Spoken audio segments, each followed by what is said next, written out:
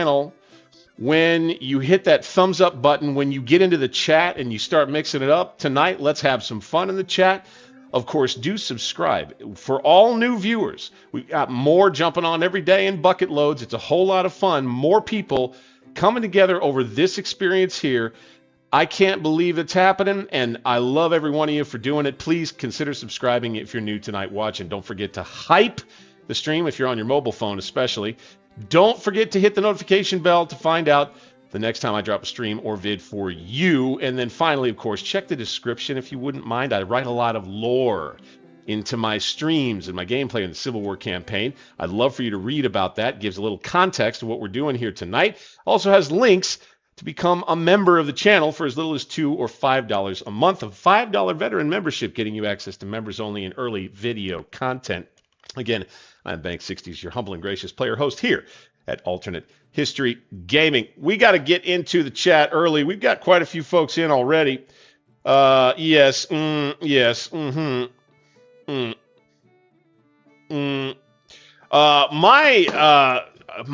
production. Let's take a look here. Let's take a look real quick. See, I'm going to be getting to a little bit of this coming up here, but where is our? Right, 70,000 pieces of iron ore from here. We got to get that churning with a little bit more, I do believe. And that's going to be part of what I'm kind of driving at moving forward from here. Immediate aftermath of the last battle, though. That's likely to be where we where we start here tonight is just kind of a quick recap of the way things went right here for anybody who might have missed it. We managed to coordinate a pretty good little attack with Army of the Shenandoah, Army of Virginia, and the Department of Richmond all together against the Yankees who had tried to cross the Rappahannock River near Fredericksburg and drive them off. We haven't seen the result of that yet and had the actual forces themselves go running back to friendly territory, but they certainly will. That means that in the wake of a success like that, you end up facing the problem of, okay, well, what to do now? We're going to have to get into that here soon, but there are some other items to check off the list before we jump into that. I want to go to my list right now so that I can tell you what we got to do. Positioning of the Army of Tennessee and the brigade building the version of Island number 10 that we're going to go with, right? We're doing kind of like our own Island number 10. I think I will do it. I don't want to get into Kentucky, right? We do not want to trigger Kentucky's entry into the war on the Union side this early. We would prefer to use Kentucky as a buffer while we continue to construct all of these fortifications. So the 2nd CSA Engineers was headed this way. We'll then continue their march, I'd say to here, and let's let them take a train somewhere along the way if they wish, and we'll start with that movement right there. Get your danda up.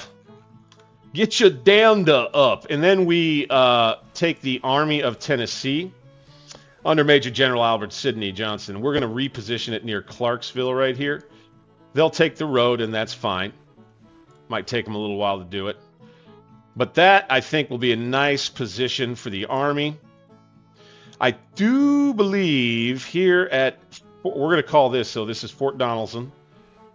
Fort Kimball. I kind of like that. A little alt history flavor to our campaign gameplay. That's what we do here, alternate history gaming after all. And Fort Kimball will be the rock of the Tennessee River for the South. And we're gonna kind of rely on these forts. I'm not gonna minimize that. In the early part of the war, just as was the case in history, we are kind of placing these forts strategically along the riverways so that it's going to be that much harder for the Yankees to flank Nashville.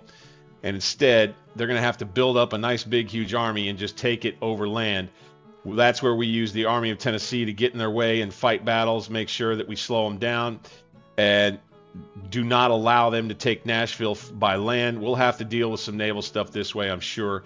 But here we go with the CSA 2nd Engineer Corps getting underway. I just broke a rule of mine. Now, they were on the way already, right? I did do an action without it playing, so we're going to go ahead and go forward with the game and let time start running here.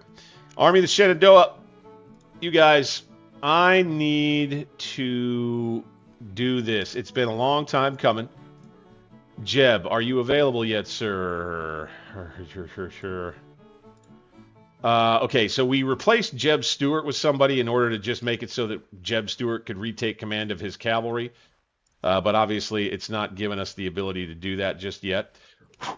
Get out of here. Gonna fly interrupting the stream, by God. By God. So that was one of the other things that was next on the list. Oh, yep, here we go. Straight up, we need to get the Gulf states. So this was actually kind of funny.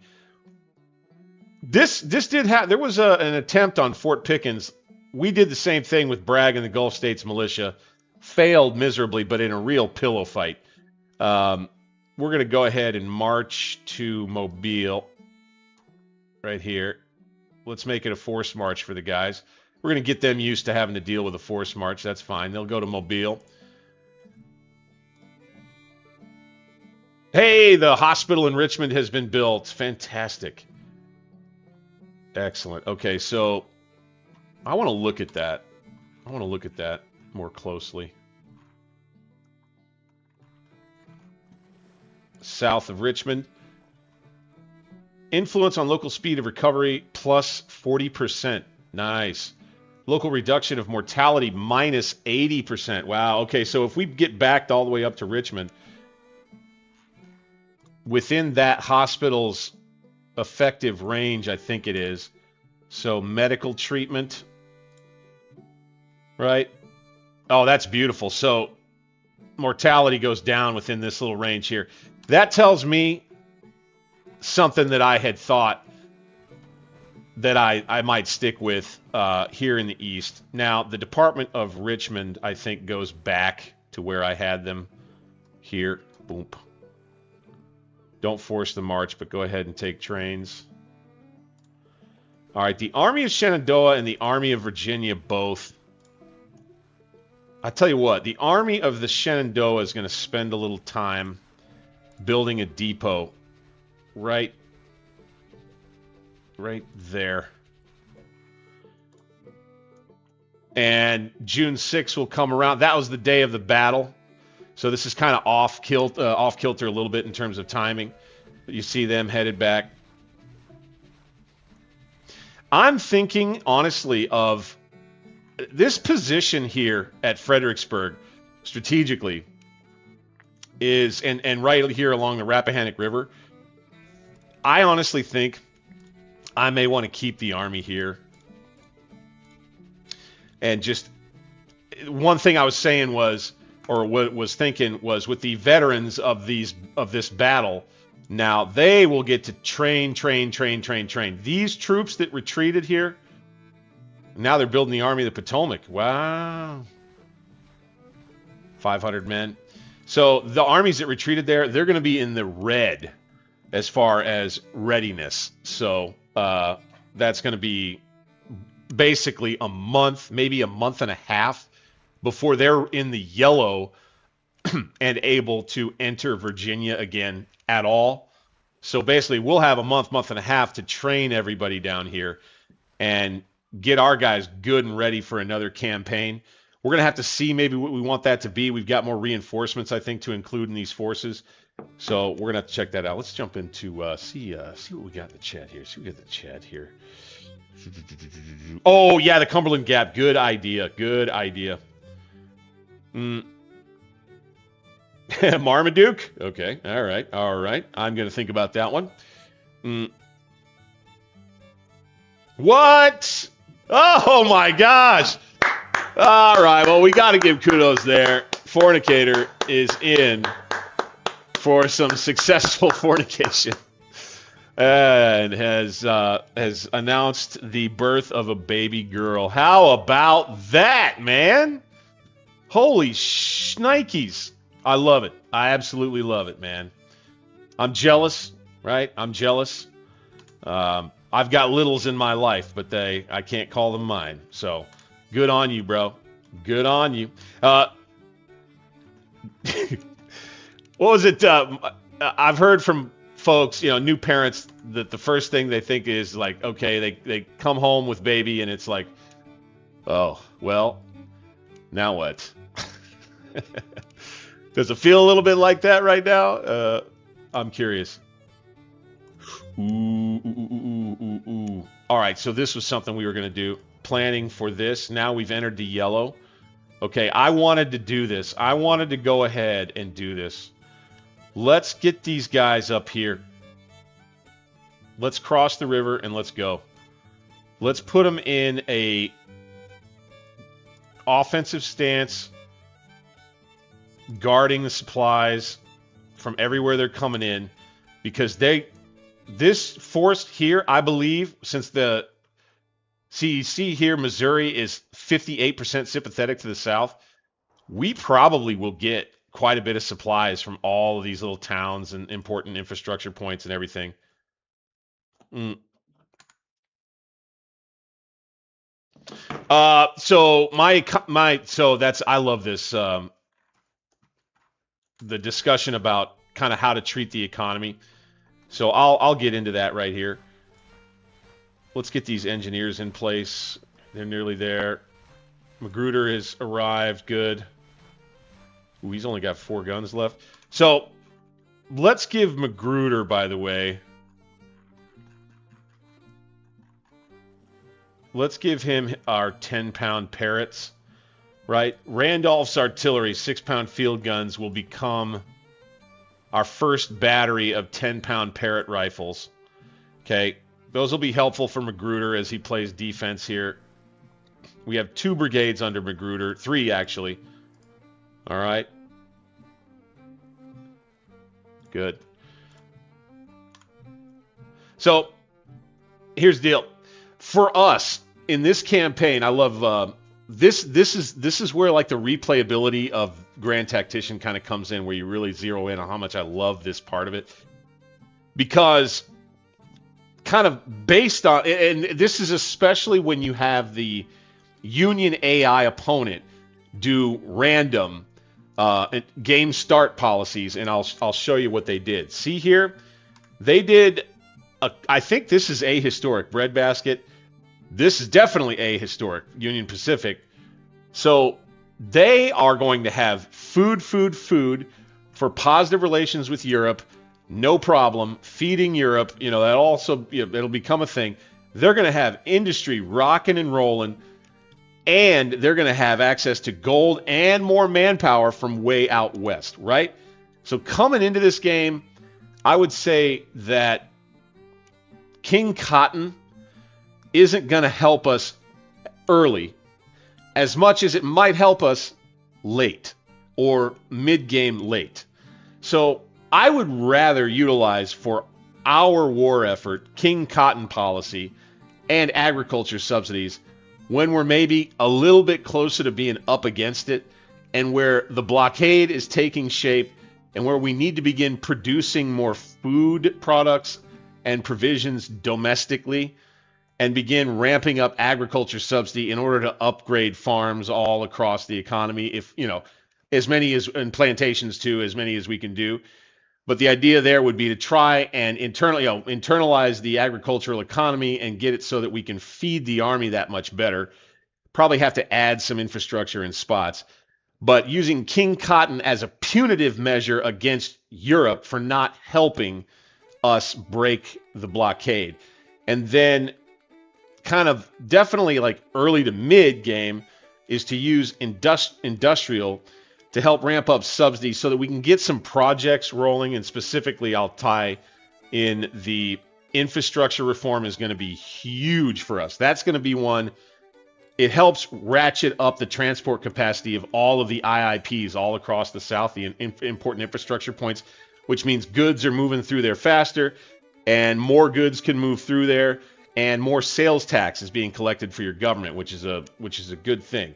infrastructure reform from industry subsidies is going to be an important piece that we kind of get to. And civil order is another one, but I think that that's military subsidy funding. Right. So military subsidy funding, though, is going to be the big key. That doesn't necessarily involve the economy as much, except for the way that we're going to need to ramp up our war material production. We're going to need more iron. We're going to need more steel. We're probably going to need more copper and things like that. And we're probably going to have to add a mine maybe here or there, or upgrade one. I think we're probably going to have to add a foundry near one of our what are those manufactories, or the iron works. So we're going to need to add a foundry near one of our iron works. I think we're going to have to do all of these things. But the reason why I'm kind of like, I'm throwing the plan to get Europe involved on our side a little bit out of the window because of the way we started the game with the policies we did, which specifically include the successful filibustering, basically mercenary government takeovers by pro-Southern, pro-slavery forces down in Latin America, in Cuba and in Nicaragua. And that really pissed off the European powers, or would have. Like, the fact that Southern mercenary groups were doing it in the first place was pissing European traders off. And so you would probably draw out from there that Europe definitely would not look fondly upon a move like this. And so our European relations are at 10%. Our chances of British intervention in our favor are pretty low. And as a matter of fact, I almost fear both Spanish and British intervention against us at some point. We'll have to see about that, of course. But what that brings me to is just another kind of curious thing. We'll pause it since we're overnight. Overnights is the only time I ever pause the game. Is to go to front lines. I've actually never understood. So I think that this is preemptive. I'm not sure if this popped up and is representative of where we might be able to control some troops at some time because it's coming. But I think I've seen that before, and it's just part of the game. But so that's kind of the way that I'm going to go about things with that.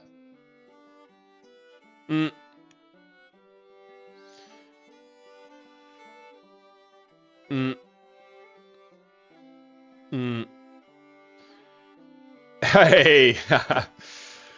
Yes, sir. Well, I'm so glad to have you watching along tonight. I mean, after an event like that, goodness gracious. That's huge, man, to be able to share that here, too. That's something else. Don't expect a thing like that when you're just doing some streaming, having some fun with the Civil War game. So, let me... Yes, we need to get Gulf States Militia there. And there was this. Okay. This right here is what's left of the Gulf of America Squadron, which helped did not help matters much when we attacked Fort Pickens down here. They attacked out from Pensacola Bay and just got mauled. So what I would say about this group is we probably are going to have to take Buchanan's command away from him right now because these ships are all just so messed up. So, and he will not have a command for a little while. We may want to build a new fleet in Mobile before too much longer. Okay. Oh, okay, here we go. So this was something that I was absolutely committed to. Fort building in the Carolinas, right? So we've got the CSA Engineer Corps under General Robert E. Lee, you betcha. We want to put another fort. I think I'd like to put it up here and near here, I think. So let's march the CSA Engineer Corps. Let's not do that. Let's just march there. Or no, let's go ahead and take them. If we're going to march by sea like that, or go by sea, where will we launch from if we do that?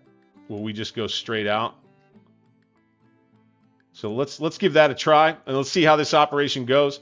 The engineers under Lee will board some longboats and chug-a-lug up to Elizabeth. And we'll build ourselves another fort around there. And then the next piece was going to be, while we click the clock again, just to have it going anytime we come back to the campaign map, is a little flavor work, guys. I love to do a lot of this here in these streams, so you'll have to bear with me as I do this sort of stuff. Yeah, good question there. So let me jump in on that real quick. Question about the Native Americans. We're bringing the Army of the West back north. And as a matter of fact, as a bit of flavor here, there's something I want to look at. I want to look at who we have. Can I look for a specific name? Weighty. Stand Weighty. No.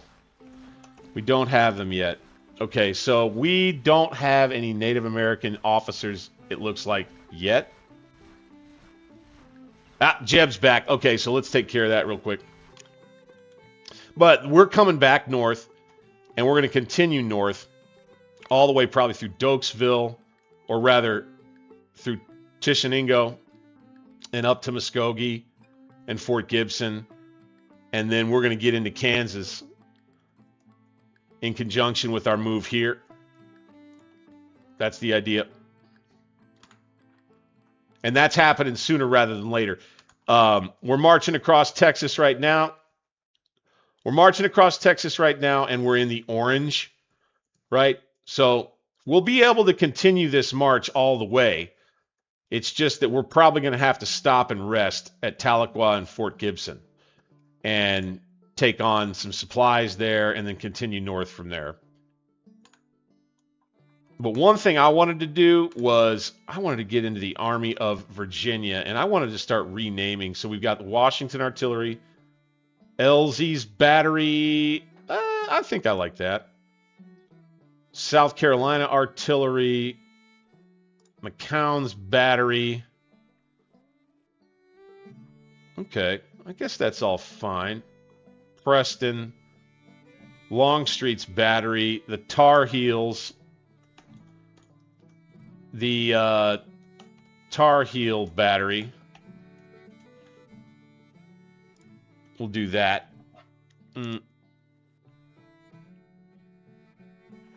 Let's see. Oh, and I would recommend go to my channel page and look at Grand Tactician Topics. I do have one particular video that is about the economy, and it goes through how the important infrastructure points work, and basically the way that the economy's backbone works in the game. So check that out. This is going to be defensive. We're going to be guarding. Now let's go back and take care of this business. We need to replace you with... Okay, so Jeb was available a second ago. That's crazy. Yeah, he's right there. He's a brigadier general. Oh, I know. I think it's because of... Okay. I think I know what's going on. I think it's because of this suitable rank thing. Professional cavalry. Now, why can't we use him? Oh, okay. He's ranked too high, I think. Really? Huh. Interesting. I think by taking over the size of force that he did. Wow. Well, we got to get Jeb in the game here. So I would say the Army of Shenandoah is going to form a new division of cavalry with Evans, Lawton, and Stewart. Right here. And Pillow gets replaced by Jeb Stuart. Okay, let's do that. Jeb Stuart will have 1,000 cavalrymen under his command now in a little cavalry division here.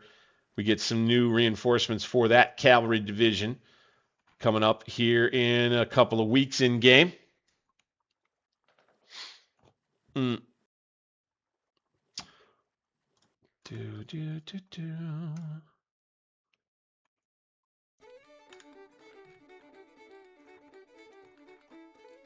then we need to make sure, bingo, meat cutter in. Another $2 super chat from one of my favorite members. Sir, thank you. Sir, thank you. He says, also like the video and subscribe. Yes. Join on up too. He has that right, gentlemen. It's only $2. It's only $2. Now, that's not super special access, though. $5 gets you super special access. That's some real good stuff. You get $5 membership gets you access to my members-only content, which Meat Cutter can tell you. Meat Cutter can tell you. It's worth it. It's worth it, baby. At least $5. Pay $5 for 1 month. Binge my members-only content, which is full battle epic videos, multi-part battle series in Scourge of War. That's the real treasured content of mine. You buy me for $5 1 month, binge all of it, cancel your membership. I don't care. I don't care. You go ahead, you do that. I think you'll find it worth it. I do believe so. Now, let's get the second CSA engineers, and let's bring them right here. Boom. And then we'll start building a fort. And we'll probably do it like right up here. Still at triple B. Solid. I like that. Okay, there was something else I needed to check on. Intelligence report. According to our intelligence sources and analysis, federal government currently discussing Militia Act 3. Holy smokes. The federal relations to Spain, currently 0. 44,000 men recruited 23 brigades. Army of the Mississippi. Okay. They've got Massachusetts Bay Squadron. 7 new ships in their shipyards. Okay. Morale of their armies is pretty high. They are carrying out offensive operations. Very well. Very well. All right. Love everybody jumping into tonight's stream, guys. Thank you so much. Don't forget, click that thumbs up button. Subscribe if you're new tonight. This is Alternate History Gaming. I am Bank 60s, your humble and gracious player host.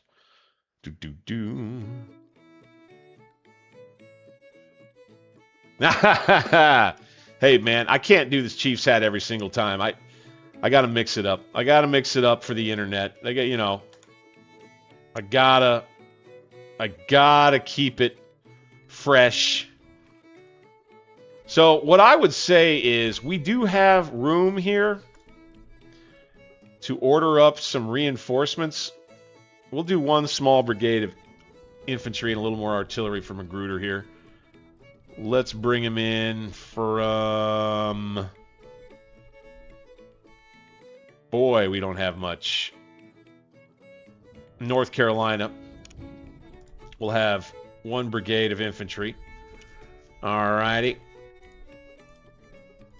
Let's do... Boys looking like this right here. Little butternut and gray. And we'll actually go... We'll give them the light pants like that. Hey, all right. I don't know what I'd do in Bud with a gifted Memby for Christopher Draper, who is now a new member of Alternate History Games. Guys, welcome on in. Thank you so much. Appreciate you. Appreciate you. And yeah, he knows it is worth it, baby. It is worth it. Mixed muskets for Gratiot. I think we'll probably switch that up. He's a volunteer. I'll tell you what, we're going to keep it. We need some volunteers in the ranks. Colonel John Grayshot.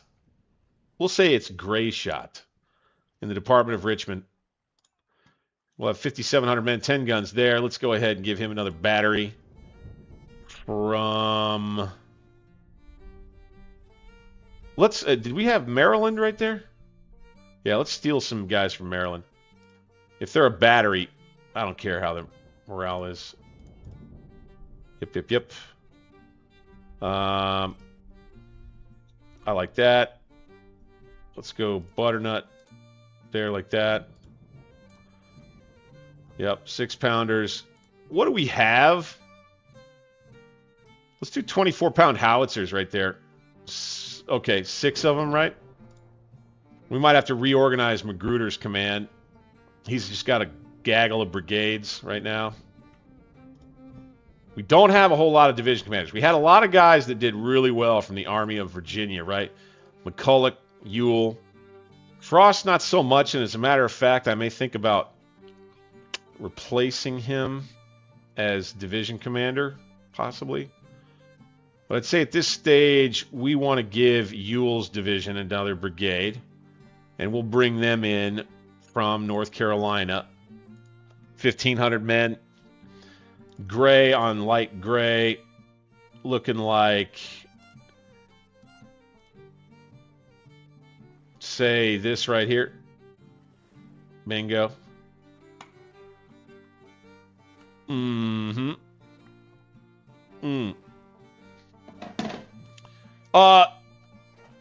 Membership gets you all kinds of perks. I would say your name shows. So you get a recruit membership at $2 a month. I'll talk a little bit about that.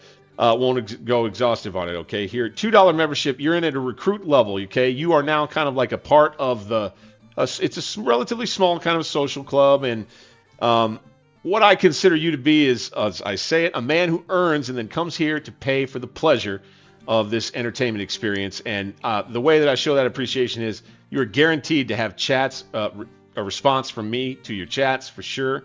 You've got emotes and badges, so you end up with a badge that tells me how long you've been a member. And so, like, your opinion and your input, the more rank you gain as a member, the longer you stick in, basically brings me closer to you as an influence on what I'm doing around here. And so you kind of get that perk as well. And then the one that I really sell hard is that $5 veteran level membership. That's one that gets gifted a lot of the time these days. And that is access to some of my passion projects from early on when I was doing YouTube stuff more as kind of just a starving artist. And you've got behind a member wall some of what I call my Battle Epic series of videos. It's not in Grand Tactician. It's in another game that's a favorite here on the channel. Certainly has been for a long time. Kind of the OG game of the channel. It's called Scourge of War. And I've got full battle playthroughs and multi-part video series for Antietam, kind of like an alt version of Chancellorsville, the Battle of Stones River, and the Battle of Waterloo, the Battle of Ligny. The Battle of Waterloo is the French, the Battle of Waterloo is the Allies. And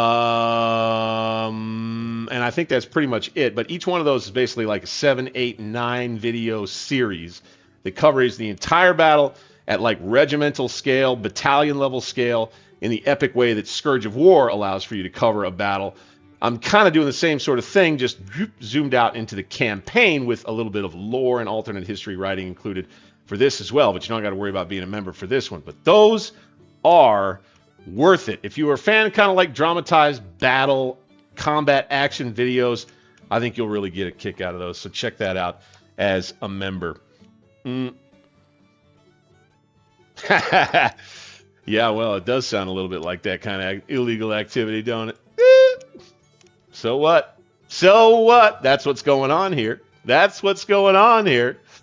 Thank you. You're either paying me with your time or your money, baby. Pay me with your time or your money. So we want to begin this fort now. Right? Okay, we're still on the way. He's going to get down into the yellow with that. That's fine. Missouri Army is moving. Good. Looks like we're here. Good deal. Anderson's Army of the West continues to plod northward. We'll go ahead and move them to here now. Just getting everybody ready to get into action. We'll spend, I would love it if I were spending the rest of the summer just training with these two armies here. And for now, I think we're going to have harvest season coming where all of these farms are going to be able to produce for us. So here you go. Yeah, boom, boom, boom, boom, boom. Excellent. Right here, boom, boom, boom. Yeah, tons of stuff that's all pumping into our economy. Winning that battle and driving those armies off was so important. Even better, says the cutter. This entertainment, I tell you, winning a battle, the feeling of achieving glory, even in a video game, I don't know. Doing something cool in a video game, I don't know. I've done both. Sometimes the one's better, sometimes the other's better. I don't know. Maybe I'm just crazy. You know, so building a fort right. You're not the first one to say that about building a fort right outside Memphis, okay? I'm not doing it. I'm doing what they did historically more so, and that is to build a speed bump right over here. And then I'm probably going to bring those guys south and build another one that's like right here. I don't want to build it right at Memphis. I would rather build it upstream of Memphis and then build a fort if I need to on the landward side of Memphis. Got me? Got me? Got me? Got me? Are we registering? Are we registering? Okay, we need to build a telegraph line here with the Army of Tennessee. Dunk.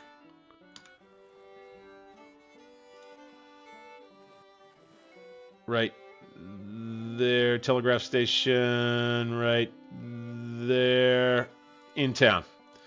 Oh, it'll be bigger than the camp. It'll be right outside town. It'll look nice. Fantastic. Ooh, minus 488K to build that thing. Ain't exactly cheap. So one thing that's good about having the hospital, I believe, right? So the local reduction of mortality, right, is the wounded troops, the guys that were disabled from the battle we fought, are probably, a lot of them, are going to be able to make it back into the ranks. We are now gathering reinforcements with the Army of Shenandoah. Here we go. Gladden and Gregg are now with us. Fantastic. We got a while to wait for the rest. All right, let's go back to my list. Yes, are we ready yet? We're nearing Project Legacy Rifles. Okay, not quite there yet. We've got a ways to go. All right. We're about halfway there, so we'll have till the end of June or maybe early July before we're able to do that. And I was going to go over shorter term planning for the way that we're going to go forward here. We need money. Okay, so we're going to print notes. I am probably going to go with Tariff Act sooner rather than later. I am also going to push diplomacy hard, but now that I know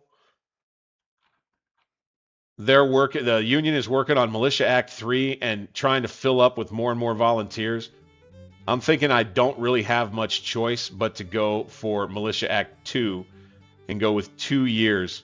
However, there is also, I'm a little attracted to trying for Military 2 and then going for conscription.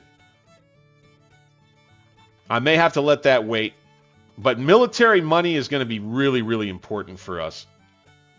I think we probably should go Militia Act 2 once we get print notes. Most likely.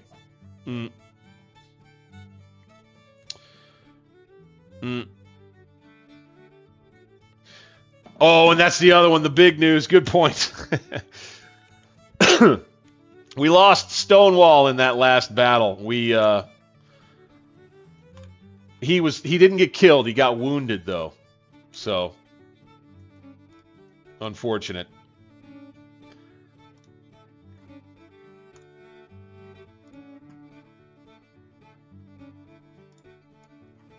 I'd love to have some cavalry up here keeping an eye on what the heck they're doing. I will say that.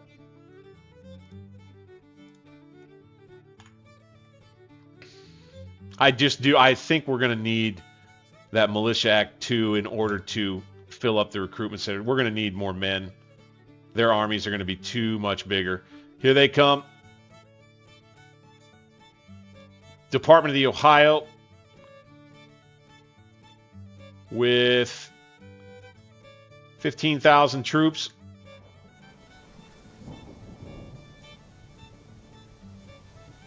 Plenty of supplies for the Army of Tennessee, 9,800 troops and 16 cannon. Let's look at a reinforcement of this army. And let's bring them in from Alabama. Let's go with a fairly large brigade here. I like our Alabamans looking like Alabamans should. I think that's probably good. Can we upgrade them? Yes, we did capture a bunch of Springfield rifled muskets, so let's do that. And this is for the Army out west, right? So that's not, you know, as realistic as we might like, but there you have that. They'll be there in 18 days. Scurry? I don't think so. Let's send a professional infantryman in here. Daniel Ruggles. I like it. Let's do it. Ruggles Brigade out west from Alabama. That's probably nowhere near true to life.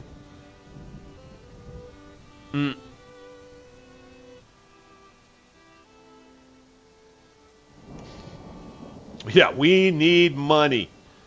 We need money like a senior needs a prom dress. So, we get George Pickett in on this action, too.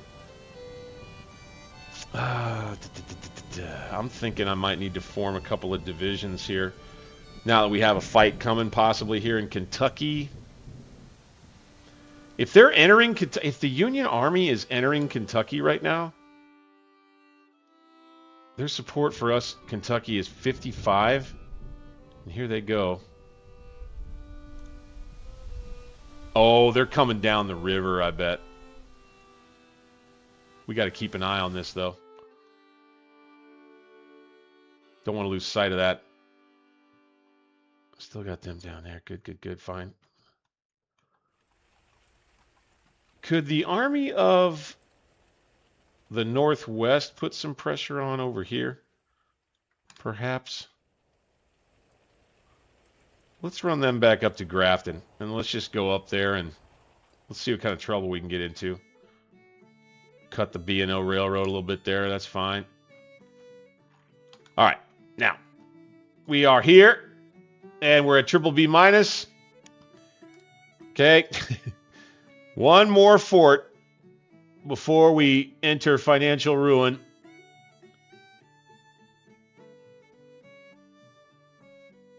Right there. Wait a minute.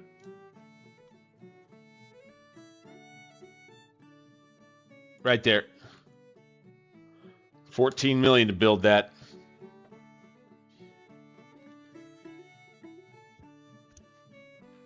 Yep, so I've got Jeb right here. Okay. We could make him an independent command and send him out, which I think I'm going to go ahead and do. I'm going to go ahead and do this.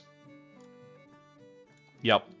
Okay, again, I don't want Pillow in command, so we're going to replace Jeb with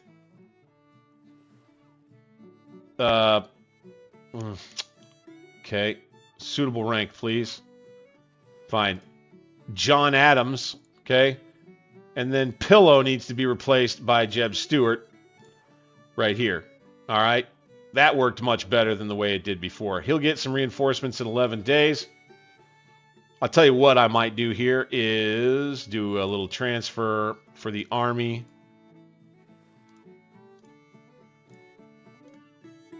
Of the Shenandoah. Put the cav back here from Lawton, and they'll at least have some cav joining in.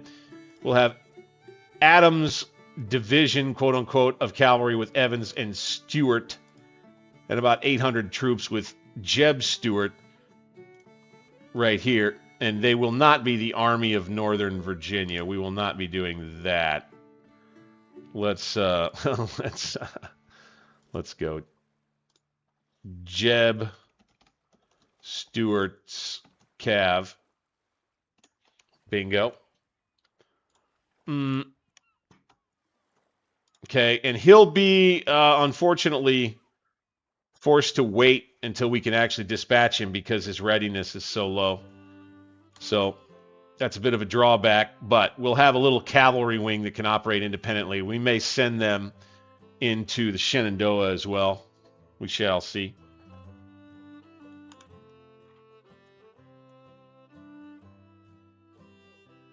Do need garrison men. Definitely. We want more of a garrison in... I think we want more of a garrison here in Fort Kimball. So let's bring this up. Fort Kimball. Let's go. Here it is, Fort Kimball. And let's add a small infantry unit from Kentucky. And they'll be low quality troops, but that's fine. And they'll be in my garrison attire. And it'll be a small unit. Bingo. Mixed muskets under, not Kite. He's too famous. Let's have them under a political commander. Thomas Drayton. That looks good. There in Tennessee. All right.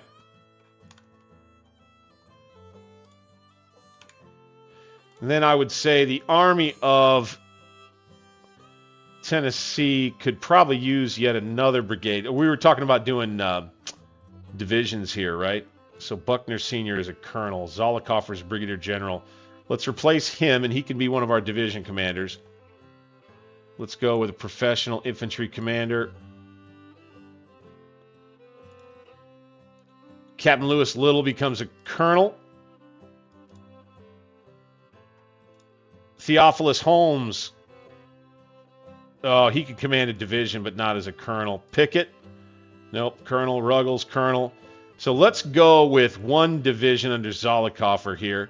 And let's put Buckner Sr., Stewart, Tennessee Militia Artillery. We'll do Theophilus Holmes in there.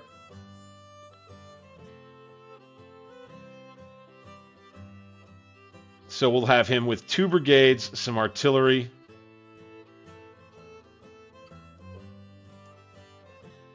Like this. He'll be kind of like a heavy division, and then we'll have a little reserve that's attached directly to Johnson. 1, 2 brigades of infantry, one brigade of cavalry. It'll end up being 3 brigades of infantry. So maybe let's have Ruggles be with Zollicoffer. Try to get the artillery positioning right. Son of a gun. Just like that. Okay. Let's go. Boom and boom and here we go. Boom. And Very good. That, I think, will be a nice organization for the Army of Tennessee, and I would also bring in another battery of artillery from Arkansas. Let's do it. Let's make it a big one. And they'll be, I think, probably shabbily dressed a little bit here, like that. 6-pound field guns is fine with me. Let's upgrade some of these if we can. 12-pound field gun, good.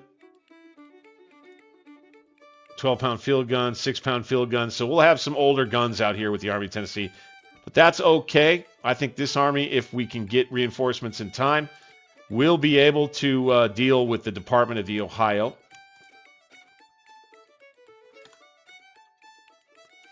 All right, our move in Missouri is being made. We're back in the orange as expected, but not too far. And once we get up here, I want to believe that we are going to have access to a lot of supply from all of these surrounding areas here. We'll see.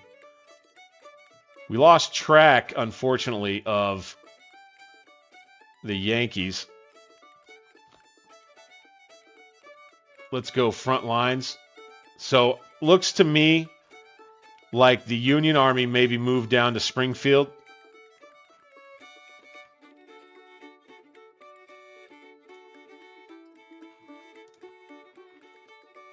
Cool. All right, that works for me. That's fine. That's okay. Here comes Anderson with the Army of the West, also in the orange, moving here. I do believe that the next battle action is likely coming out west, is what I'm thinking. We'll be making the switch to the mason jar and a beer coming up here in just a little bit.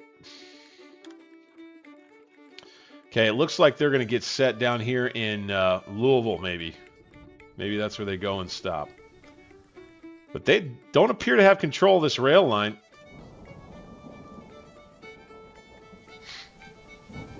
That's good. Okay, we're going to start filling up this depot right here. And we're going to start filling up this one that we just built right here. We're going to burn this one. She's empty now. We don't need that one right now. That's a cost-saving kind of thing. Okay, Lee makes it here. One more fort. Bingo.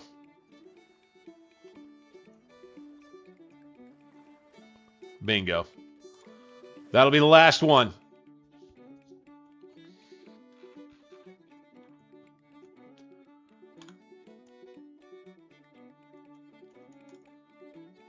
God, I hope my credit just doesn't go to absolute shit.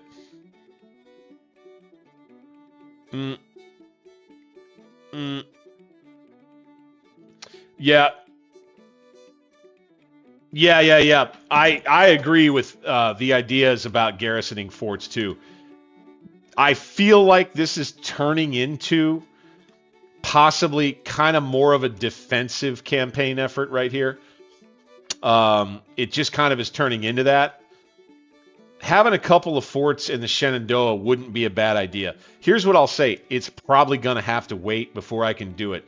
I'm spending a ton of money on forts already. We got another one coming here. We got another one coming here. I still have a fort to build outside New Orleans, kind of here, that I'd like to build anyway.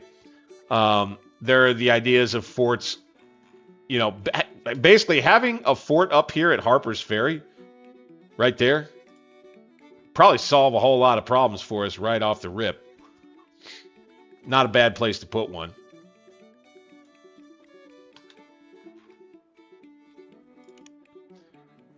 Jeb's Cav is going to recover pretty easily. Get the Army of Virginia back in the orange. And when they are, I'm going to just plop them right onto Fredericksburg. And we're going to just get rest and train and train and train and train. And what I'm hoping is that here in the East, with these armies training like we're hoping to do, they'll gain like a star or two in our military experience. By the way, let's just double check that. So our military experience is considerably higher, 13 to 8. So it's pretty good. And I'd say that, you know, oh, here we go. We got a project we can do. What do we got? Okay, cavalry reform, artillery reform. We're not ready to do either one of those just yet. But we're getting close to being able to do... Closer, anyway. Legacy rifles, baby. Legacy rifles. I want these Mississippi and Plains rifles.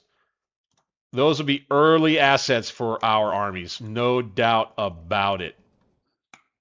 All right, what else is on my list? Yep. Now, this is going to be something that happens kind of late summer. And this is something that's going to happen after we have secured more government funding and likely come in the wake of an upgrade to military too, most likely. But we're looking ahead to kind of late summer, fall planning now and procurement of our ironclads, okay? I did go over this a little bit in the last stream. And before I go over it again tonight, guys, I am going to take a little bit of a drink break. I'm going to go to the baño. I'm going to go ahead and fill up a mason jar full of NA beer. I would remind you dudes who love this stream and this game and this content, please click that thumbs up for me. And if you are new, subscribe to the channel. Don't forget to hype the stream if you're watching on your mobile device especially, and let's get in the chat. Keep with it, gentlemen. This is some fun stuff tonight. I love having you all here with me. I'll be right back momentarily. You guys hang tight. Asking me about a Discord link. Yeah, I haven't taken that step yet. I don't know. I'm just not sure yet. I've never run a Discord server. I got limited time as it is, and I'm already kind of on a couple of servers, Scourge of War Council and the Grand Tactician server, and I stay fairly active with those, and I love all the guys in both of those, and so then I've got my own, and it's, you know, if I start really doing this like full time, if this thing really turns into money, and like it's like, you know, we got to get going. Like it really, like, you know, then we're gonna maybe be talking about that for sure. For now, all getting together on stream, having a good time.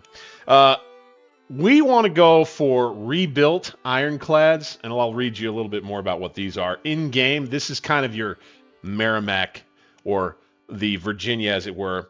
Finance Lieutenant John M. Brooks ironclad warship design, upgrading a wooden steam frigate into a casemate ironclad ram, or upgrading the Merrimack into an a casemate ironclad ram. A casemate built atop of a new iron-plated main deck with a V-shaped bulwark added to the ship's bow attaching the casemate. The casemate's built of oak and pine in several layers, topped with iron plating and angled to deflect enemy shells. While the ship is difficult to maneuver and suffers from propulsion issues, it should be able to successfully engage and ram wooden warships withstanding enemy fire. So, we don't know what kind of warships that the Federals are building right now, but this will be something that we're going after, and that is why I'm highlighting the importance in policy of getting to Military 2 as soon as we can after we've done Militia Act 2. It'll go Print Notes, Militia Act 2, Military 2, Print Notes 2, Conscription. Somewhere in there, I might want to go ahead and try to fit in Diplomacy 2, but at this stage, with the Yankees going after Militia Act 3 already and getting another dump of recruits here before 1862, we're in a little bit of an arms race as it relates to that now, and so we're going to have to go with them on that. And then the thing I'm going to do different from what they're doing is I'm going to go boom, boom, straight down to conscription, and we're just going to hit it. And we're going to do it that way. And by that time, what I'm hoping and believing is that our military policy funding can be high enough with subsidies to earn us a little bit better equipment that we can have ready to produce domestically to equip our armies for like 1861, 1862, late 1862 and 63, but knowing that there's a chance that economically we're going to be really suffering. So what you're trying to do, or what I'm trying to do strategically, is like I want to flex the South for all it's worth here in 1861 and early 1862, flex its muscle for the war industry and see what we get. And hopefully we can win the war by 1863. Otherwise, I think we're pretty much just going to be in trouble, is my suspicion. Much as was the case in the real deal, I do believe. Yeah.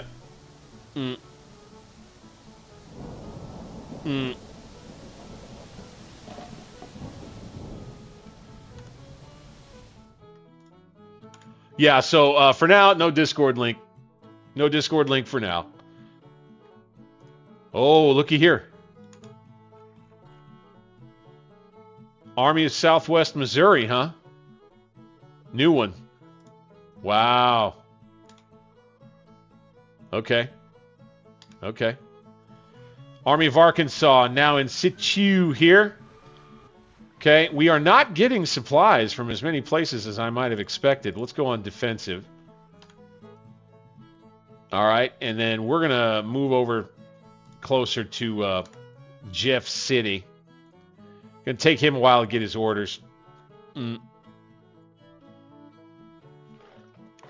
Oh, that reminds me. Okay, so then, right, we want the rebuilt ironclads. Okay, then, and we're talking again, this is like late summer, fall planning, probably, you know, fall, maybe even winter, is ironclad gunboats. This is the Virginia that we can build in those level 3 shipyards. So why don't we show you that? This is something I think that's really good that might end up going into a Grand Tactician Topics video later on down the road. But this is kind of how you tie one system into the next to then know how to like plan for your procurement down the line. So we're going to go with that plan like I talked about here in this playthrough. We're going to go Militia Act 2. We're going to go Military 2. We're going to go Conscription. Once we go Military 2, we're gaining military subsidies at a rate maximum 15 million per annum, I believe. And so that means that the military subsidy funding for all of these projects is going to start really going up fast, fast, fast. And that will make it so that we can procure these casemate ironclad rams and the ironclad gunboats, which can be built specifically and most importantly in these level 2 shipyards. All right, where are our level 2 and level 3 shipyards? We have level 3 shipyards for these rebuilt ironclads. Where can we build them? Okay, level 3 shipyards. Buildings in production.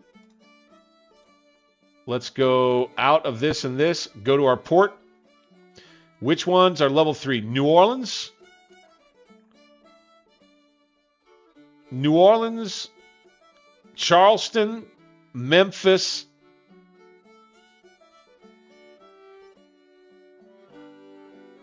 And that's it. Oh, and Norfolk. So New Orleans, Charleston, Memphis, and Norfolk are the only places where we would be able to build those ironclads, the casemate ironclad rams like this. So the next reason why to get your ironclad gunboats is level 2 shipyards, of which we have a ton. If you look here, they are everywhere. Pensacola's port is one. Mobile is one.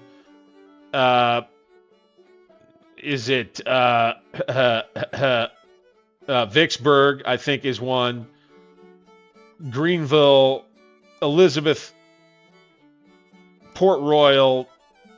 So you've got so many other ports that could do the Arkansas of ironclads, right? These ironclad gunboats. And I'll show you where you get those. Of course, you go to fleets, you go ships and harbor, add a ship or build a ship, and you can see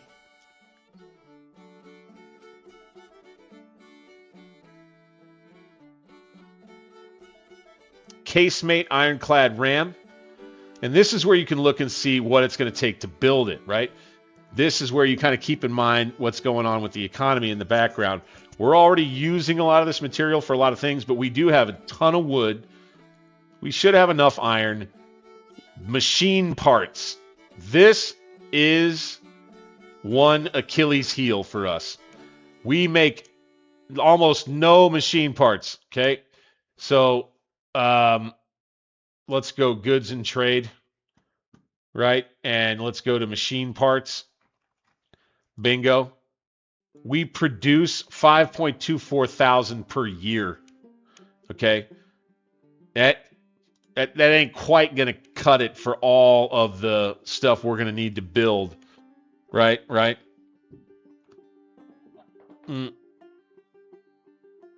I hadn't ordered the Mississippi rifles yet, but we're getting there with legacy rifles.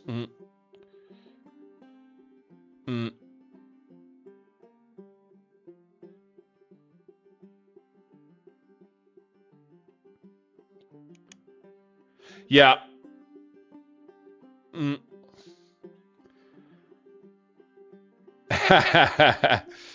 No, I don't think Biloxi Port is in Alabama. They don't have that. They couldn't possibly. No way. No. Biloxi, right here. Mississippi. Bonk. And then somebody was saying, Yeah, so right, and then using cotton-clad rams too.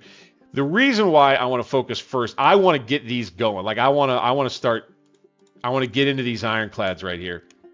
It's an innovative step.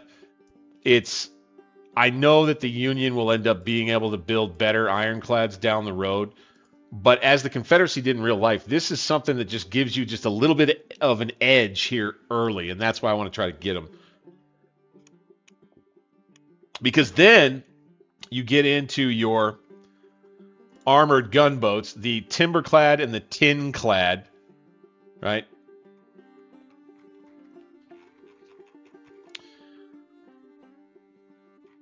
I don't think there's any other ones that we can, get just yet. But there you kind of have my thoughts on that. Army Northwest moving its way up back to Grafton. We'll get this supply in the yellow.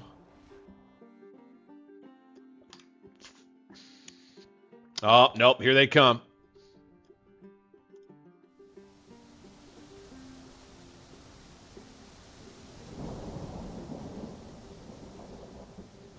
Nice. We'll be blessed with a storm to slow them down. Ruggles is going to be here in 14 days. Would like to get him on the field. How long is it going to take for that artillery? 21 days? Okay, yeah, we'll see if they decide to just come right at us here. I think after this storm passes, I'm going to march the army down here. Or maybe, kind of halfway-ish.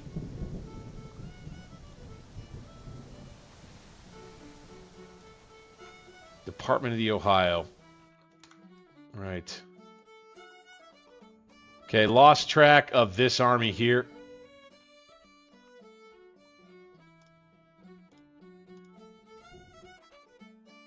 Let's check out their invasions. Yeah, okay. Wow, they are two battered armies. So they are still in Virginia. Somewhere. I think they're up here somewhere. Jeb's Cav. Getting there. All right, we're in the orange again. Let's move right up next to Fredericksburg. Go, go, go.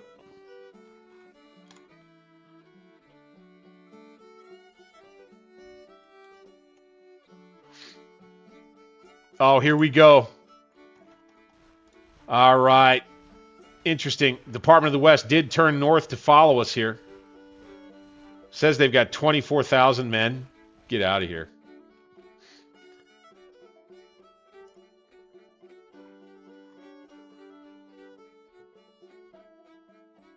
We're not going to be able to move out of their way unless we withdraw, which we probably will have to do. Here we go. First battle in Missouri is likely to come this way. Union making a bit of a river crossing here. I'll be really interested to see what we might have here for a battlefield. The Army of Arkansas. Placing itself in harm's way for sure. But at a river crossing, which may be a benefit. We shall see. How long does it say it's going to take? 42 days to recover to full readiness. So I do believe that we'll be maybe close to the yellow by the time they get here. We're going to go defensive.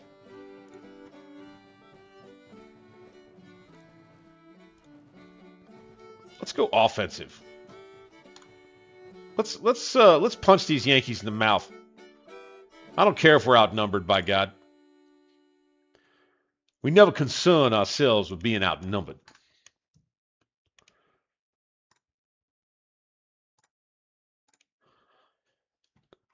So what's really interesting is that we're a little bit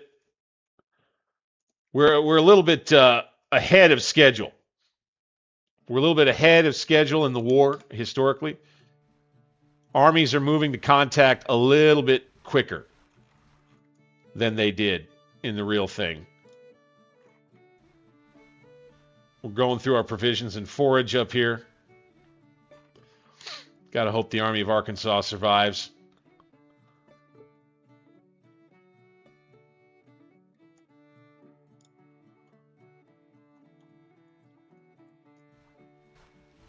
What I'm thinking I may do...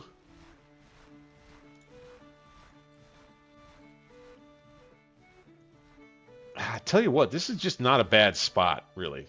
We might even win a battle there. I don't know. But I'm thinking there's a chance we could get clever here.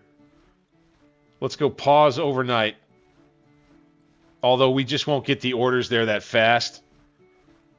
But get clever and go east to Jeff City and cross the river back again and get to here. Let's... Oh, that's right. Shit, we can't move. Okay, they know that. Okay, they know that. So, there you have it.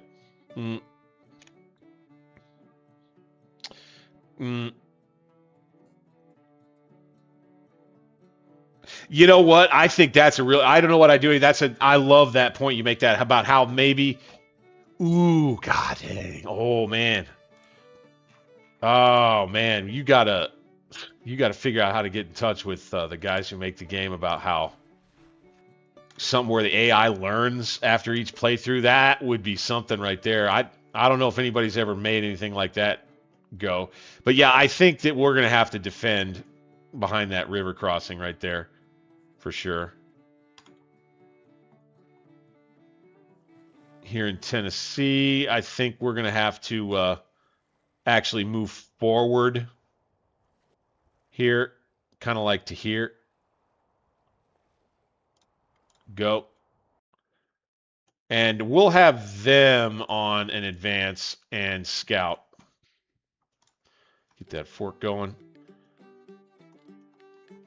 All eyes on the Missouri campaign, boys. This one will be for the vid. Here we are, way out in Missouri, as the Union Department of the West, reported to have a strength of 24,000, is headed our way. I thought they would have as many as maybe 13. Early intelligence had them with barely 7,300 troops. That was as of, I think, a month or so ago.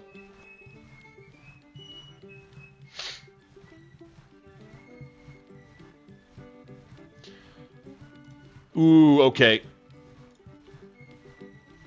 Well, the only reason I'm doing offensive is to try to get a meeting engagement and hope that there is a river crossing and a victory location for me right near the river crossing. Plus, my aggressive nature, it always gets the better of me. And also what I kind of don't want is I don't want there to be like a set-piece siege battle going on. That's one thing, too.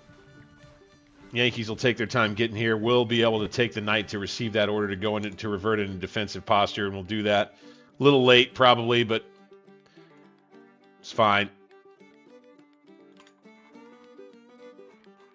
Oh. Okay, we've reestablished intel on the Department of Pennsylvania back up at Alexandria there. Army of Virginia continues to recover. Let's go ahead. Defensive. I'm with you on this, okay? So let's put the Army of the Shenandoah also. Okay, they were in defensive before. Good. Thank you for that tip, by the way. I did not know that. I did not know that. I would suspect, and that makes sense, but the idea that an army will recover faster in defensive posture, I did not know that.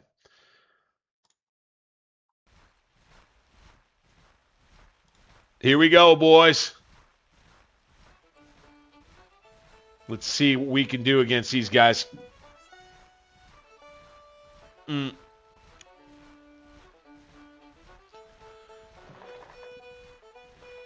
Here we go. First test for the Army of Arkansas. And it'll be against 24,000 angry Federals. 8,000 men, 20 guns. We've got them outgunned. They've got more cavalry than us. We're going to play this, but we're going to be, I think, ready to retreat fairly quickly. Benjamin McCulloch. And we'll be faced against William Harney.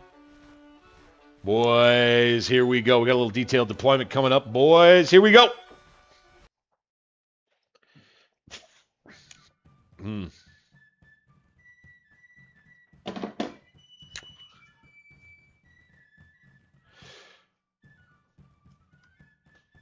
I have a feeling like this probably is not going to be a victory. We'll see.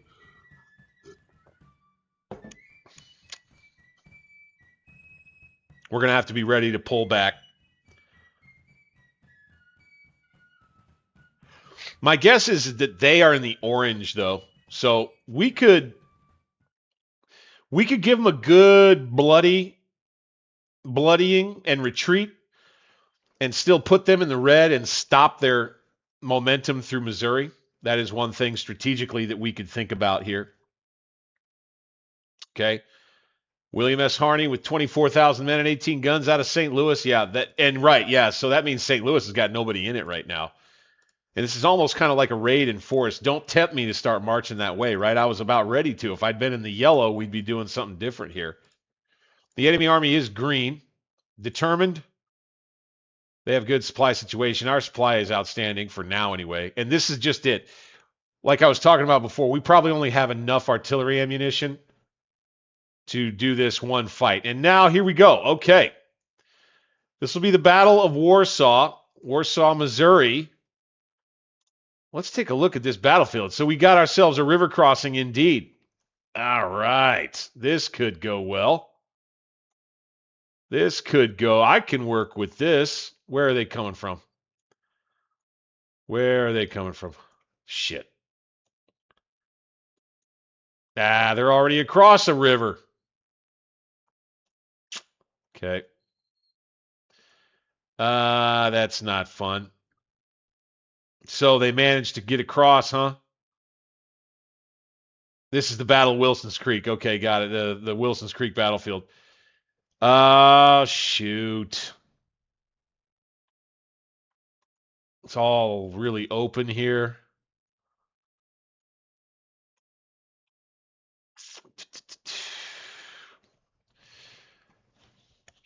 I'll tell you what I may do, just to save the army, really. I may post like an artillery battery up here or something.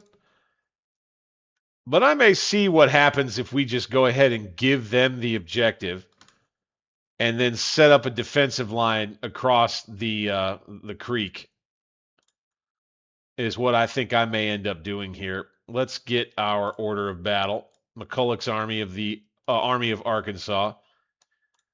Here we go, boys.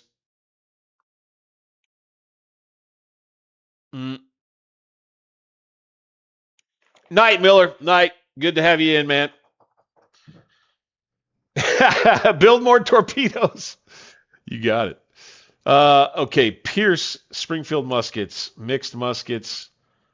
This is Price's troops.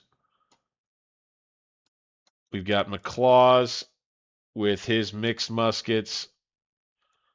So, golly, mixed muskets across the board. So Pierce is going to need to, I think, take up a position over here.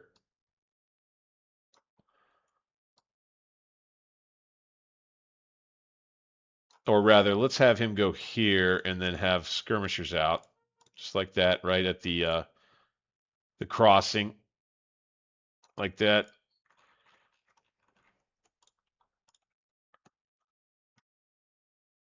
Let's have McIntosh in the woods on the slope.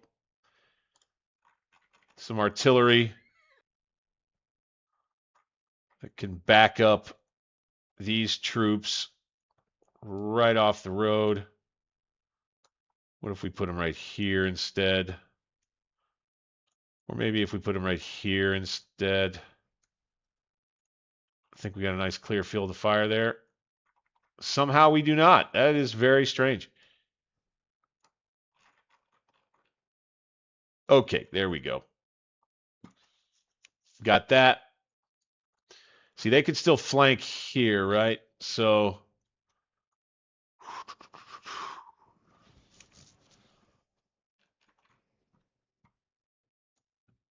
But they'll be going for the objective first.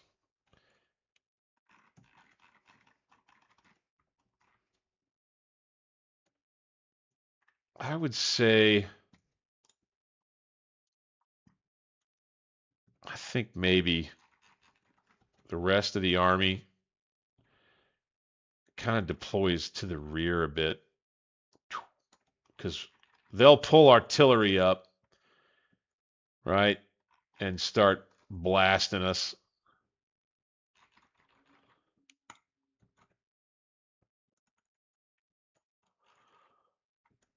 Yeah, time for buck and ball. Since they have, so what I'm kind of banking on is the idea that since they have, we're defending, but since they have more men, so many more men, that if we give them the objective, that they'll be compelled to go ahead and attack us to try to finish off, to try to win the scenario outright, is kind of what I'm hoping for anyway.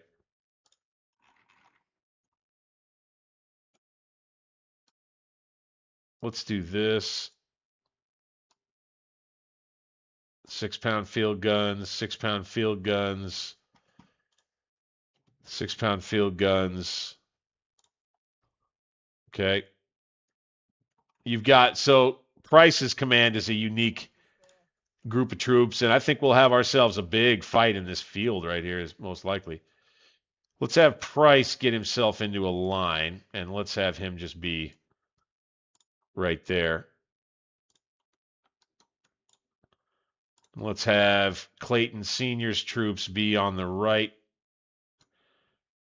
McClaws, get his skirmishers out there. Do that. Price's artillery battery. Ooh, that's okay. More 6-pound field gun. Okay. Well, why don't we go ahead? Bring these guys back. It might be smarter for us potentially. I mean, you know, probably is smarter for us to get guys closer up to the crossings, but ooh, that's a good spot for some guns. Bam. All right, sweet. But yeah, bringing them here to Gibson's Mill and letting them maybe letting them, drawing them in to cross here, and then having ourselves a big battle out in Gibson's Mill, the field right here. It's starting to sound like kind of an all right idea. Okay, they won't be able to flank us to the right. The Wynn farm is key on the left.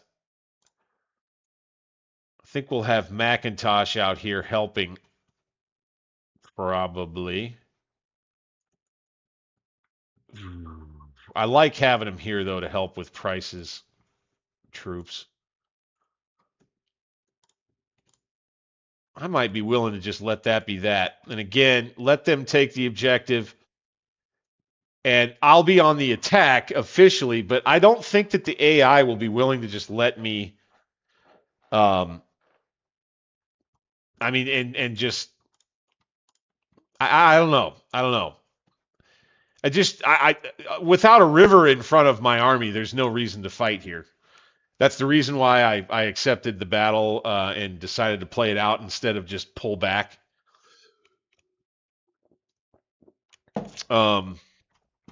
The placement of this objective. Maybe Skeggs Branch. Maybe we can kind of play defense along there.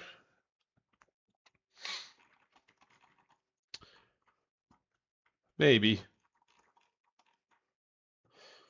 Maybe we could. Interesting. Then we would do a little bit something more like this.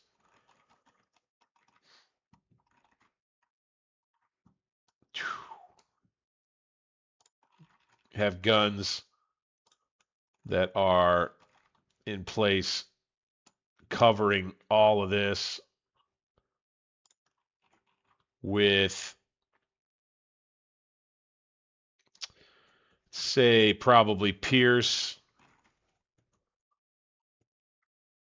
and his skirmishers here, and here, like that.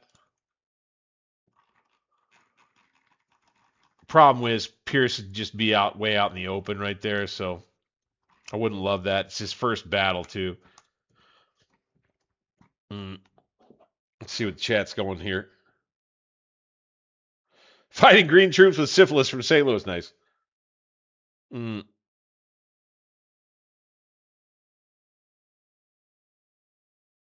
Mm.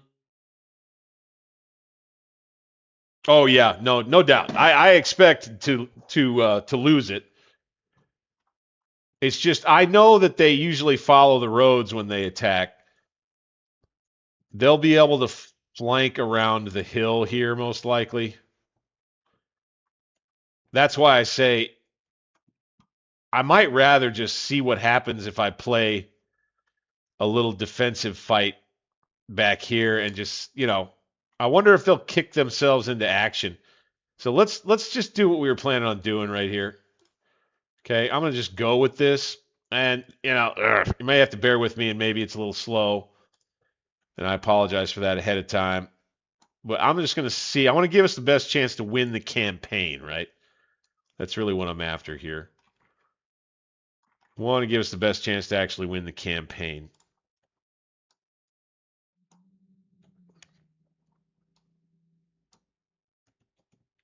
Try to put these guys kind of there.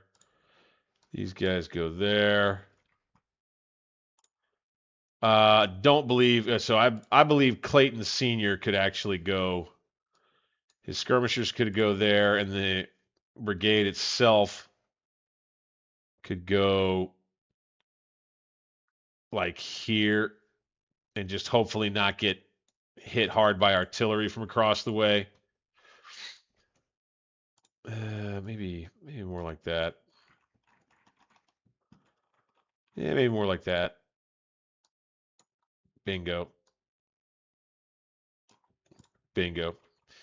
Okay, and then McCullough is back here at the Ray farm.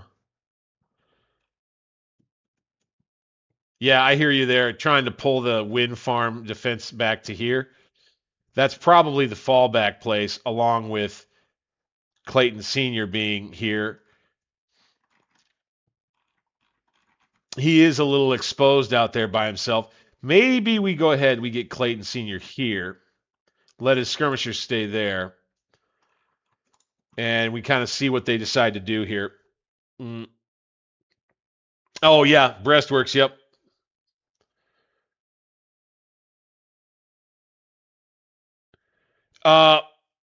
I did the continuing VP. I kept that option on. I thought that's what helped the AI, but again, probably wrong there. We need to construct, as I was mentioning in the chat just a second ago, we had someone talking about how a little breastworks wouldn't hurt. So let's go ahead and go boom. Like that. Let's go ahead and go boom. Actually, not. Let's scoot these guys back for right now so that we can do this. We'll go boom, boom. Skirmishers go up on there. And then we'll do one more if we can get away with it. Right here. Bingo. Not quite all of it, but plenty. We'll have a nice little position. Several across here. Good, good, and good. See, if they wanted to attack and flank, they could do it here. Right? That's where I could be in some trouble. Price would probably then have to change face, move out this way along this trail, and there'd be a fight over this hill here. Most likely. Boom. So victory point here is 5. Oak Hill North. Not sure what we're going to call this, by the way. May end up being, oh, the Battle of Warsaw is what this is. Good. Okay, guys, I think this is what we're going to go with right here. This deployment. It's kind of a strange one. But I'd love to try to see if we can get them come over here, get themselves formed up, and come after us because they don't have any other, they don't have anything else to do, basically. Push and play.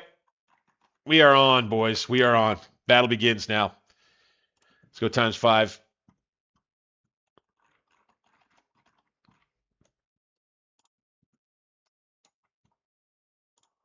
Get these boys up on the breastworks right here. And since we're fighting in Missouri, right, exactly. Good point. Morale for these boys is going to be just a little bit better. They're going to have, I think, a little bit more staying power. Of course, their mixed muskets are a potential problem, but we'll deal with that. Okay, we see the Yankees on the move here. A lot of them. Looks like they're all running toward the road. They'll be moving. Expect that they'll probably just head straight for the victory location right here. Boink. The VP.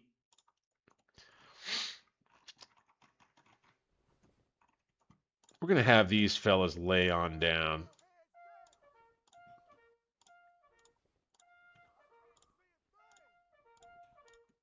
We're going to have these boys stay silent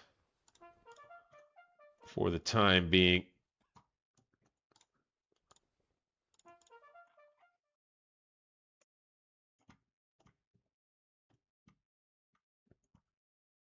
Claws Brigade there on the flank. These guys stay silent. That's a tactic that I want to try to use a little bit more, is just making sure the artillery doesn't give up our position real quick. Oh, here they come. Good thing we had them stay silent, right? Okay. Here comes the Yankee Army. Big brigades out front. You can see them. They're going to form up. It looks like kind of a right here.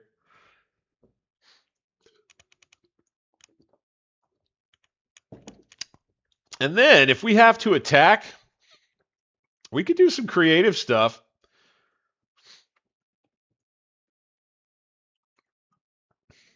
I mean, we could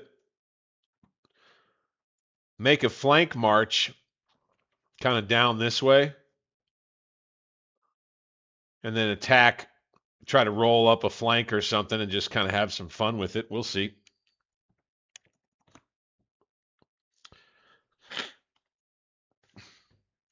Is this game welcoming new players? I mean, yeah. You got to give it time. It's I've been playing for over 600 hours.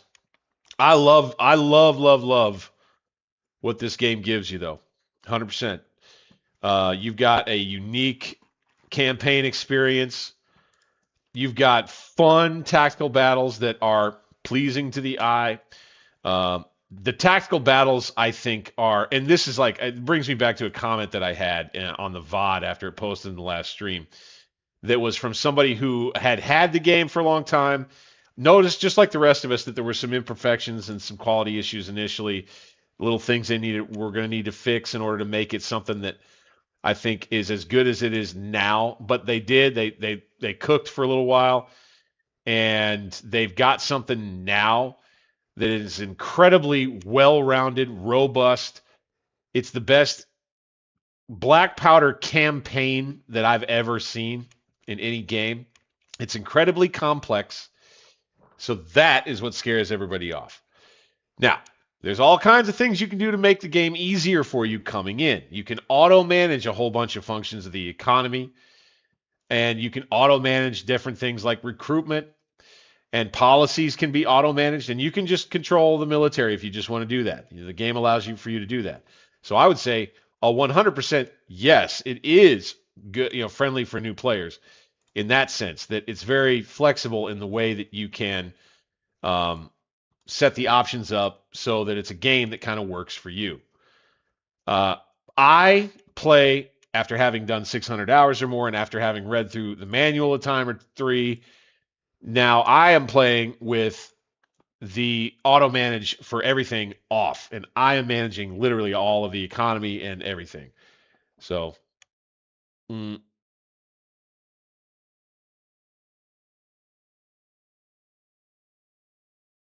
mm,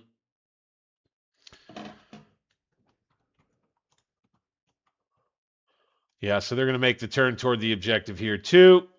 Fantastic. Man, I think maybe our intelligence was not right. I got a feeling like these guys don't actually have 24,000 men.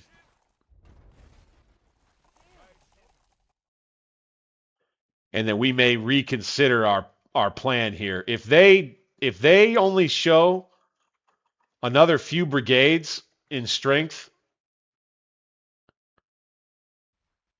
or something, and we have an opportunity here where we come into maybe these woods and actually have ourselves a real battle here, that would be something.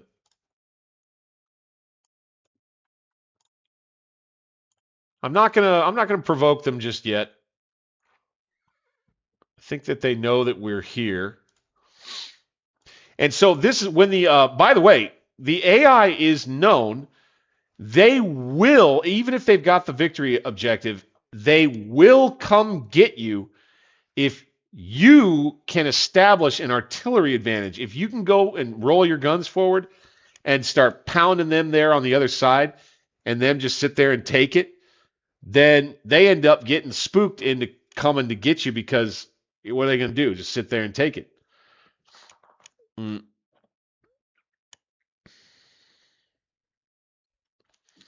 Yeah, props to the Europeans for coming up with a Civil War game that's so good like this one is. I mean, who'd have thunk? Who'd have thunk? But here am I. I'm going to take these skirmishers right here. These boys, McClaw's skirmisher detachment is going to do a little recon because I got a feeling like 2 divisions is all they've got. Now they got some more marching over here. Oh no, and more and more. Yeah, okay, got it. Got it. There's 1 division. There's 2 divisions. That probably matches the force that we've got right there. And then they've got the rest here. But I'm also thinking there's a chance that they're closer to maybe 12 or 13,000 troops and not 24,000. Our intel up here just was not very good, I don't think. Yeah, yep. You got that right. They're not turning to flank here. I'm actually a little surprised that they're not doing it at all. See, this is the other thing. Okay, let's go ahead. We'll let it keep running because it's run on slow play. But it's to talk a little bit about how you can, help manipulate the AI to help yourself have more fun. A little bit, right? You use artillery to kind of do that is one way that I describe. And then another thing is that there is the victory location, okay? There's the victory location right there that the AI has to think about to help guide its strategic thinking. There is its supply point, which is kind of its Alamo and where it will fall back to if it's getting beaten really badly, and it will fall back to protect that supply point. Okay, the next thing that the AI has to think about, just like us, is, okay, well, I need to also, in order to get this army to go the hell away, I need to get its casualty rate up to 30%. So in order to make me retreat,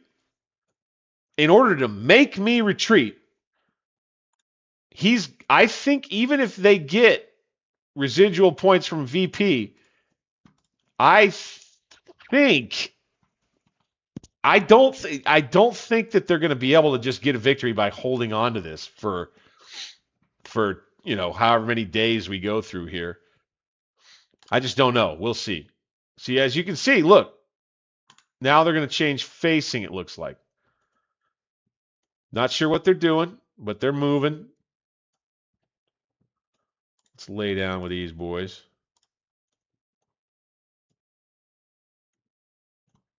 See, you can see them making a move right here.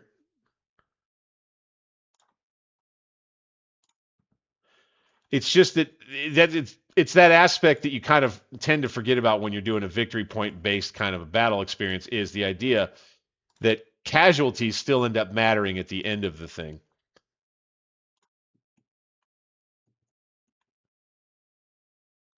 Okay, what are they doing there?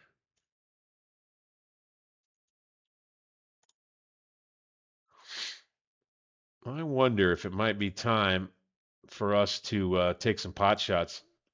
Fire. McCulloch's headquarters back here at the Ray Farm. Okay, McIntosh is going to be ordered to this crossing right here. Crossroads. Clayton Sr. is going to get up and march forward to near this orchard.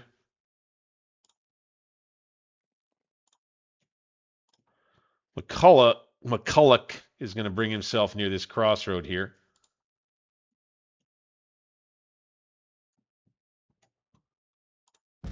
Boom! So we'll open up with some guns. And perhaps just standing there at the victory point location won't be enough for these boys, and they'll have to defend their honor. Let's roll these guns forward to here. These boys forward to here. These guns here will stay silent for now.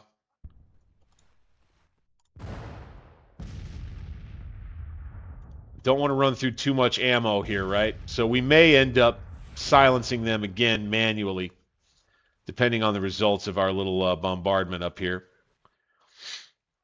Okay, they're firing back with their guns. Going to have a little counter battery fire. We've got six pounders. I bet you they've got 6-pounders as well across the way there.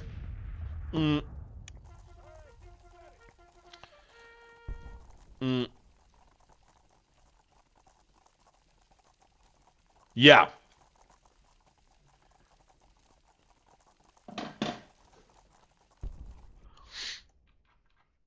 And I agree. You gotta try to get eyes on what they've got going over here. And I think, again, something I love about this game, and I think other games have this aspect, which is the organic nature of a battle, where it starts one way and you think that it's going to kind of go one way, and then a new evolution of the battle takes place and new opportunities present themselves for a new tactical defense somewhere else or a new attack somewhere else.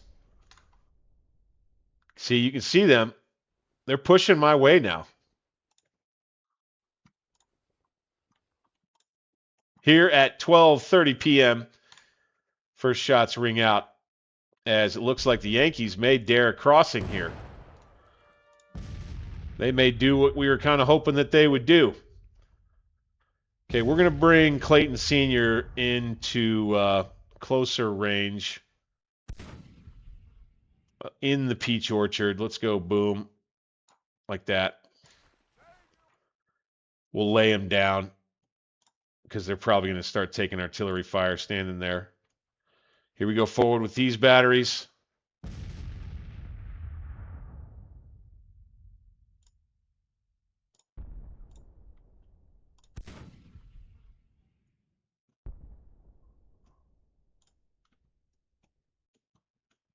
Yeah, Oak Hill North. This is where I could see an attack developing. Right here. Distract them over here.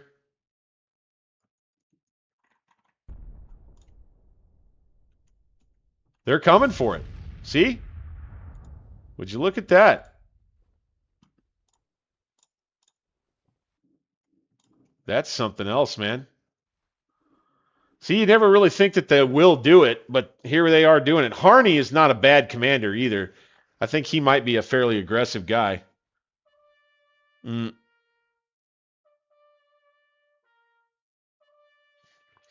Yeah, right. Plans are useless, but planning is indispensable. Yeah, you can't not do it. You have to plan for something.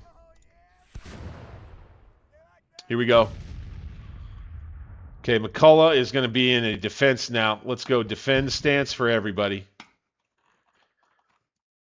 Let's have these guns.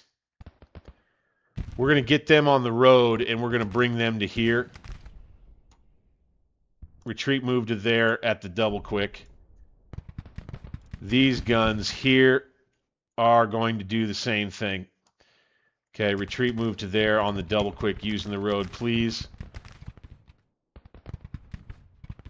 And the battle begins. Bingo, boys. Here, they've decided to cross Wilson's Creek, it looks like. Let's see if we can't charge move these boys forward here.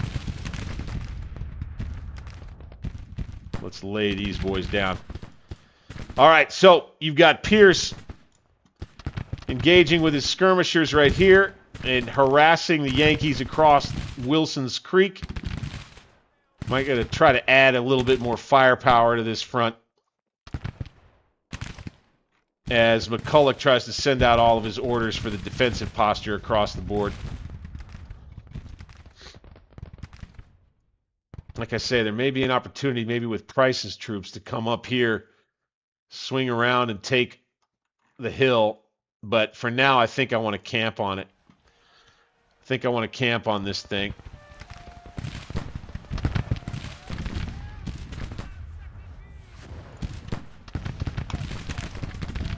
Push skirmishers back out again.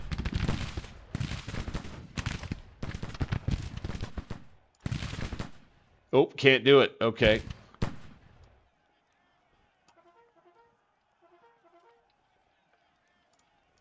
Lay down.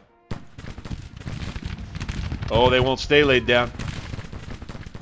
They'll fire here, though.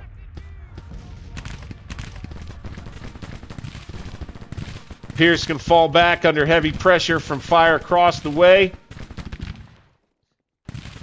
Okay. Oof, they're taking a beating there.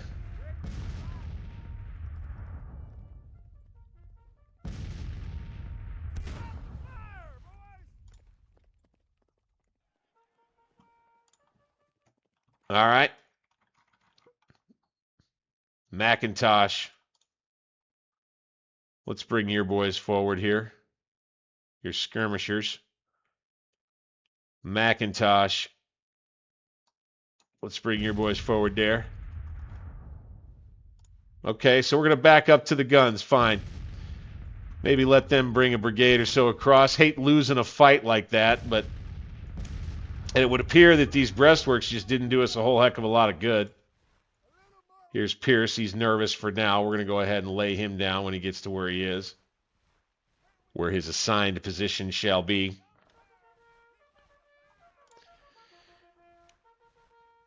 They're going to keep falling back. Okay, let's lay these boys down.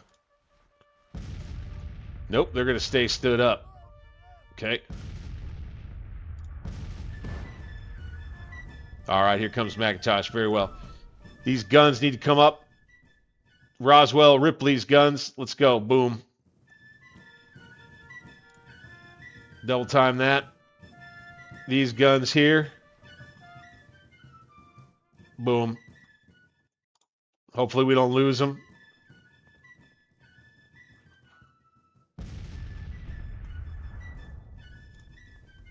Took some nasty casualties right up there near the crossing. Our boys do not want to stay laid down.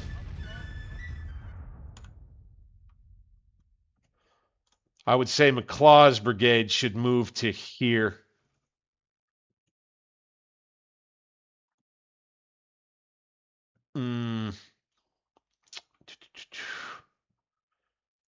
I wonder. How about these skirmishers? How about we move them to here? Run them. Let's go. Got the dust clouds up on the hill. Let's have McClaws move to there.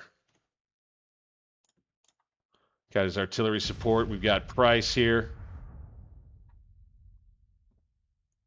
Yanks are just sending one division after the crossing here. You can see with Pierce backing up. These guns will need to back up. We do have McIntosh. Good. This one Yankee division is making some nice progress.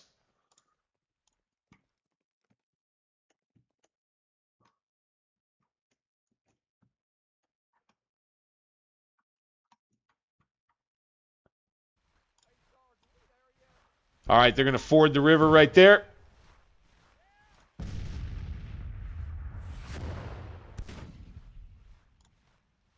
Let's have Pierce go ahead, pull out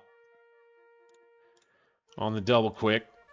We will have McIntosh take his place. And it looks like McCulloch's going to reset the troops here.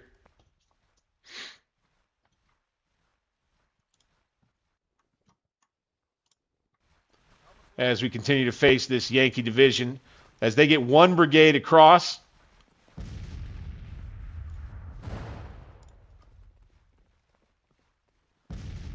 They're going to have to go one at a time, I think. Now we'll have them outnumbered, but they're going to have us in a tough spot right here. Fall back, boys. Pierce having a hard day so far. Fire. Fire into them. Run there.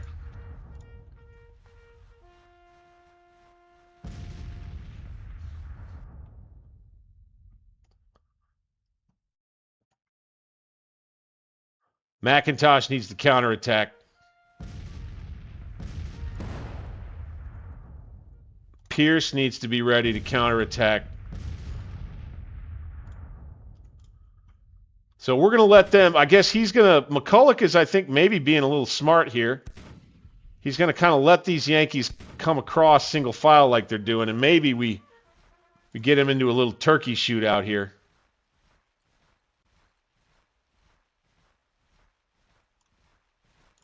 Let's see how this goes.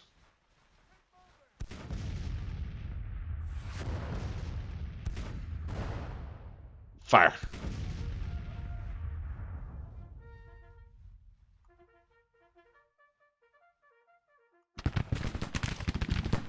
Fire. Ooh, taking some heavy casualties coming forward here. There we go. We're going to get in contact. That's all we need. Right? We're going to have fire all around. We're going to go short range with our skirmishers out there on the flank. Okay, this is what we wanted. We wanted to try to get a fight started here. Let's go forward, charge, move. We're going to fall back with Pierce again. Let's have these guns going double quick. Doing good out here. 1,000 troops firing down from McIntosh. Excellent. We got him jammed up a little bit there. Gosh, this is working out a little bit better than I had expected. Here we go. Fire into him and make it at long range. Go, go, go. Pierce. Yep, that's fine. Ah, no, okay.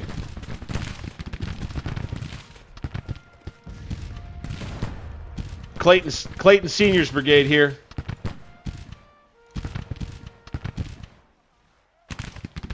Stop. Yeah, there we go. We're going to open up with a pretty galling fire from the farm, the wind farm right there. Good. Okay, our batteries are... Ah, shit. Okay, we're going to back up with McIntosh, who's taking some morale hits here. All right, we're going to take McCulloch, who's sending orders out to people right now. We need to get him to the rear. Got some heavy fire going out, but we do have one Yankee brigade that's going to push. Clayton Sr.'s not going to just let them have it, though.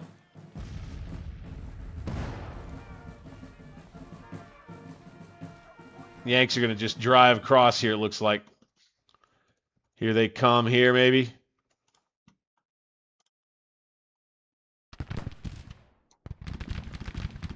Oh, nice. Price is getting an order to come here.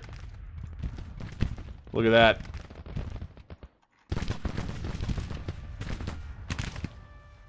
Okay, these guns need to get out of here, probably. Didn't think that we would have such a hard time holding on. I thought that our troops would do a better job standing in. But here we go. We're broke with McIntosh's troops. Not broke yet with Pierce, though. Seems we may end up that way soon enough. Clayton Sr. being pushed. Well, no, he's standing in. He's in the orchard there. We're taking heavy casualties. He's going to fall back. We got them laying down. Still got them stacked up fairly well here. Like this battery shooting canister into those troops right there. I'd like Pierce to be up here firing down. That's what I'd like.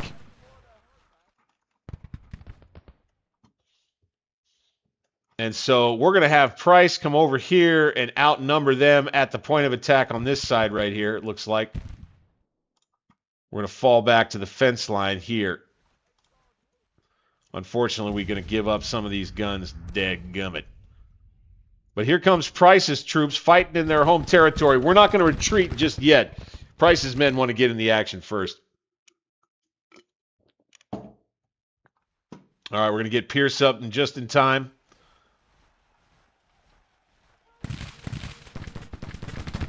Fire, boys. Yes, nice little counterattack by Pierce's troops. We're going to make them fall back. The Battle of Warsaw. Let's go ahead and send some troops to go recollect on those guns. Okay, Pierce will fall back again. Okay, and they'll be a little stacked up. We might have given ourselves enough time to get Price over here. Obviously, we will still have the rest. I mean, we'll have McLaw's brigade against the rest of the Union Army. Not entirely sure what... Oh, no, Clayton Sr. runs. He'll try to go back here and rally. Gosh darn. Okay. These boys need to... These guns need to pull out. Retreat. Double quick. Let's go.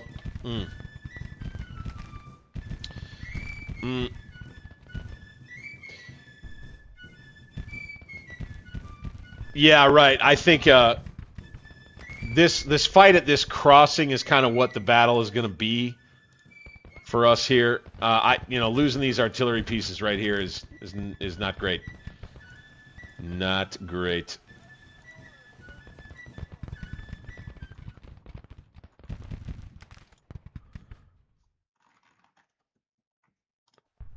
So McCulloch's army. So what are we at? Right. So, okay, 500 or so casualties for each side right now. In a fight that started right around noon, and it's now roughly 2 p.m. Right? Looks like we got one of these guns back. Let's go ahead and retreat with it.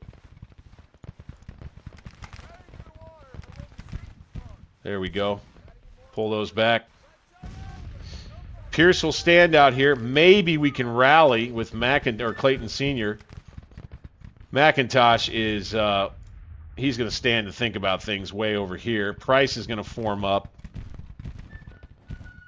It would be nice to, like I said, if we were able to bloody them real good right here and put their army into the red, which I think we may actually be able to do, I kind of won't care about the rest. I'd say McClaws even could come back here to the Ray farm and just have him do it. Why not? Retreat there. Double time it, boys.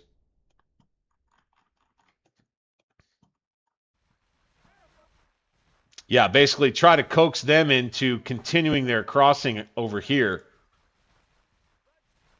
I think that would be the approach I'd probably look to take here. Battle in Missouri. We're going to be working a minor defeat here. Significant one as it stands right now.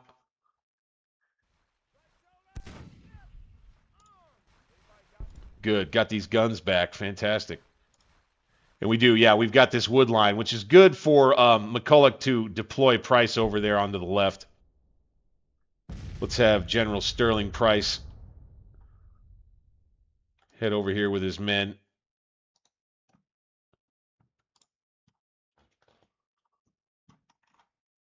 Okay, we did roll some guns here. Good. We do have some guns up at the tree line here and kind of up the slope. That's good. You know, maybe that's where I should have been. Maybe that's where I should have had the line to begin with, and just made this kind of like a little killing ground down here.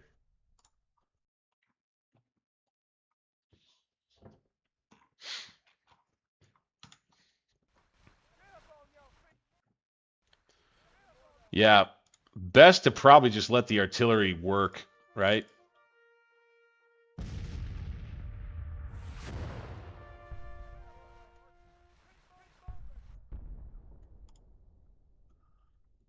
Well, we're losing even for now anyway.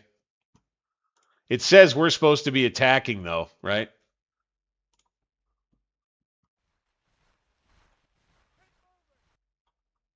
I wonder what they're doing. Can't tell right now. I think they're moving on us here though. See, McClaw's skirmishers have been moved. Yeah, okay. So yeah, we get our army kind of over here in the woods, right? And we pull out. What sucks is that our supply point is here. Well, screw it. We'll fall back on probably that supply point is what we end up doing right there.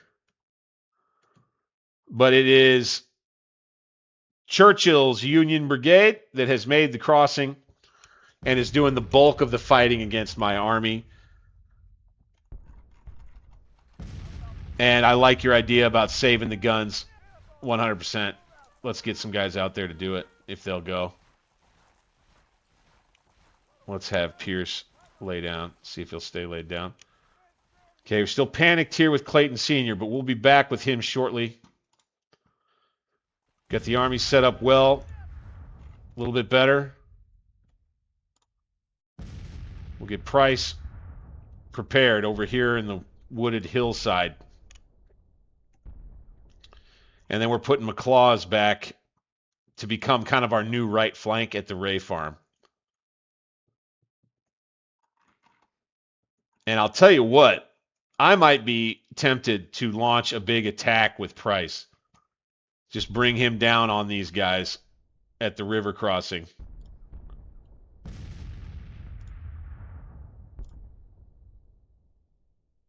Let's do this. Attack. Right?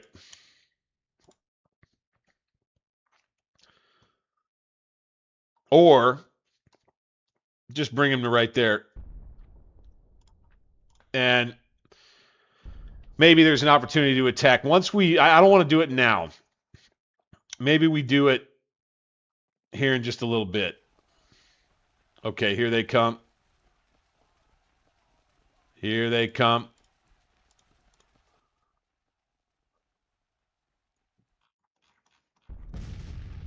You got Clayton Sr. is going to retreat further to the rear. So we won't get him back anytime soon, it doesn't look like.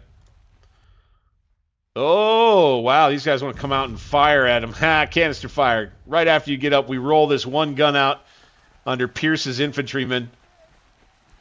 Over the colonel here sent a message over to his detachment. Go ahead and roll that 6-pounder out and start pumping canister into those boys crossing the river. By God.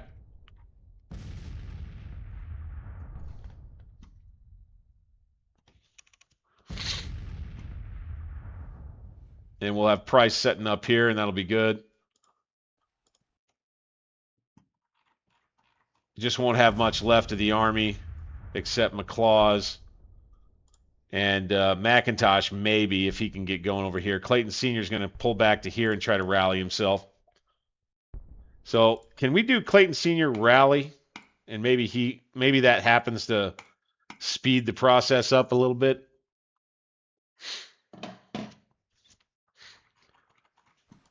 One Union division manages to get across, and there you have it, gentlemen.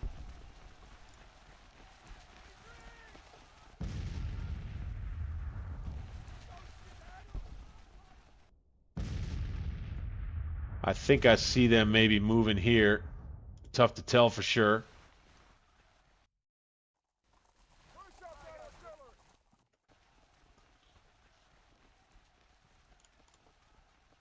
Pierce will be ready to open up.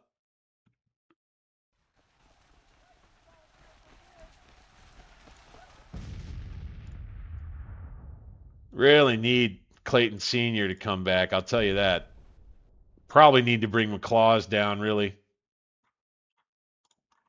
I think McLaws is going to have to come help right here.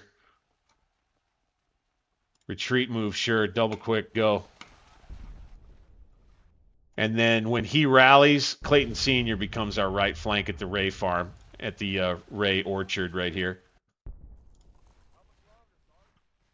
Now, it would be something else if we were able to hang on until nightfall and then retreat.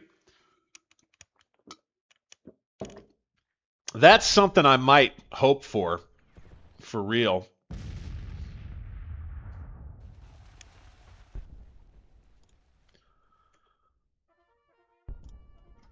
Hey, beautiful. We're back to unstable with Clayton Sr. So, change of plans. Hill's going to come right here. Don't you worry about the roads. Don't you worry about cover. Okay, we are tired with Price. Winded. All right, but he's going to need to attack.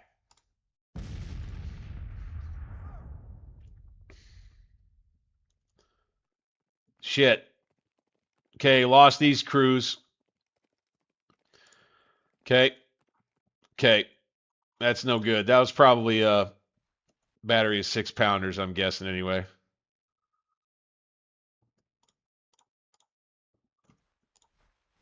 McCulloch sending firing orders off everywhere. The Missouri State Guard is going to have its say as the courier comes up the hill. Gun opens fire from in the woods. And the infantrymen of the Missouri State Guard, about 2,000 strong, will make their fight against Duval's brigade out here.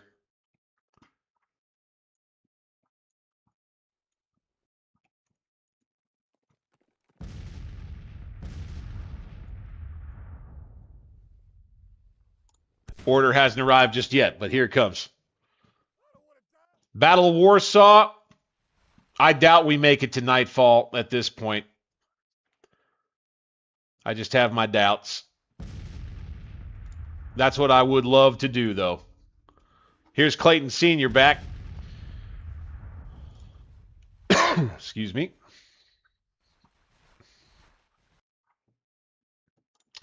And then I think I'm going to put McCulloch on a screen command.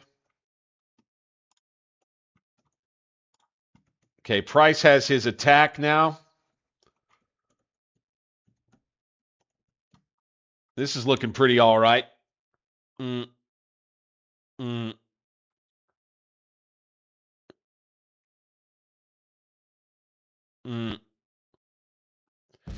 Yeah. Get some engines. Already done, my man. Already ahead of you. We're going to be showing that off. I have a feeling most of our gameplay with our Indians is going to be kind of like focused on how they do in the campaign map, most likely. Yeah, Pierce is holding firm up here. This Yankee division is having a hard time. They're glitching, it looks like, right here across the river, sort of. Price is in an attack now. Let's move him forward.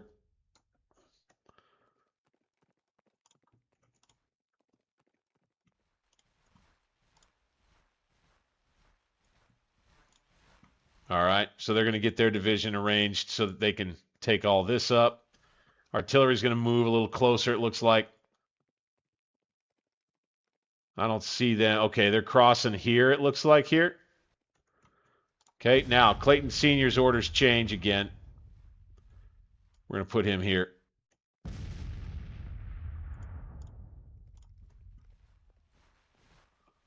McClaws will come up here. Bingo. And we'll try to contain what they're doing right here for just a bit. Counterattack with McClaws.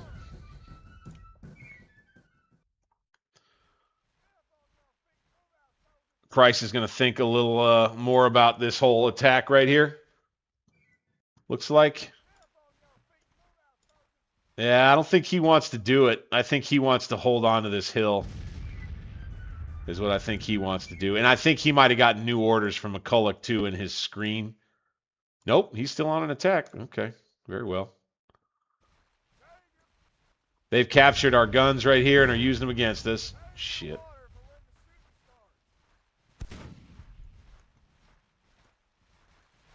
Once the Yankees get into this field, we're going to be in some trouble, for sure.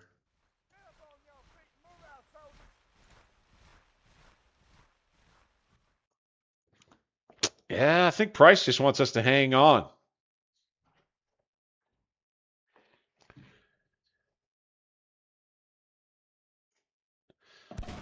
Some cav or wild boars, yeah, no doubt. No, this army needs some cav. The Army of the West, which is our Texas Army, is going to be kind of the army for that. Here, they've got their cav coming across now. You got Milroy moving this way. So now they've got a full division with more on the way. We do. I think there's a chance if we try to hold this ridge line, we may be able to take this thing into nightfall. These guys are very tired. Let's go ahead and halt right there.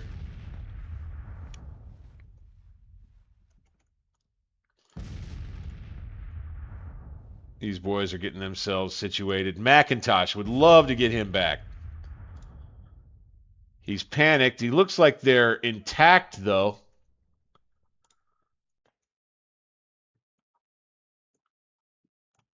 If we could get him to come... No, okay. He's just not in a good way. Let's have McCulloch. He's a brave guy, Benjamin. All right, McClaw's going to send some skirmishers out. Good, good, good. Clayton's setting up here. Good. Yeah, Price just isn't going to do this thing over here. He's not going to attack. He is going to roll his gun out, I guess. Cav. Yanks seem to be moving guys maybe back this way. Not entirely sure what they got going on here. They just still have this one division that's made this crossing. Continues to fight with us. I think you're right. Hold!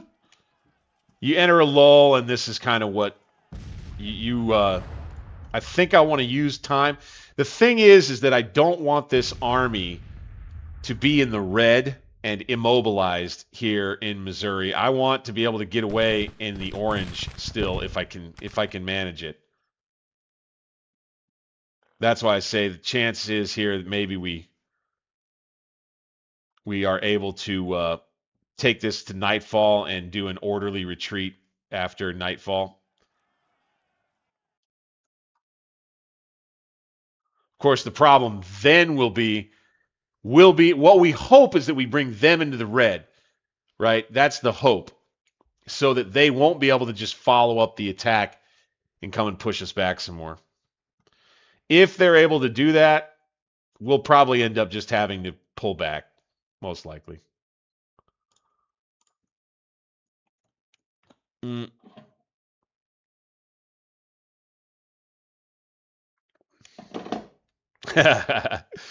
Yes, McIntosh's troops are they're yearning for home now. They are unstable again.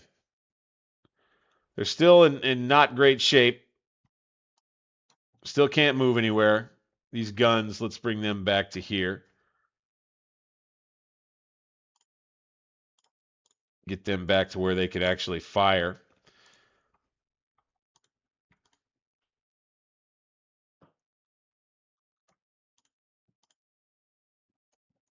So, looks like we're kind of accepting a little bit of a battle right here. Using all this as our defensive terrain. I'm fine with it. They can still flank us. But we're not in a bad spot. McIntosh, I think, could come out here at the Ray Farm and be our far right flank. Hildebrand, could we get you back on one of your guns over here? Go. Oh, they're broken, though.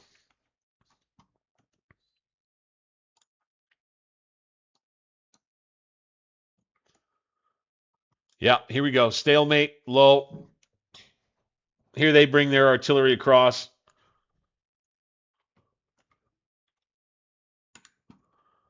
I don't hate our position right here. I don't like how the things have been going here.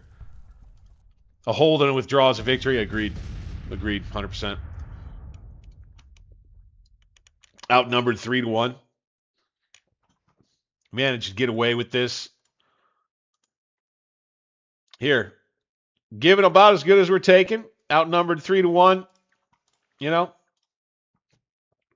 We're clever, Rebs. We're clever, Rebs. And I like the way this is panning out because it's representative of what we saw on the campaign map, right? So that's why I like this the best.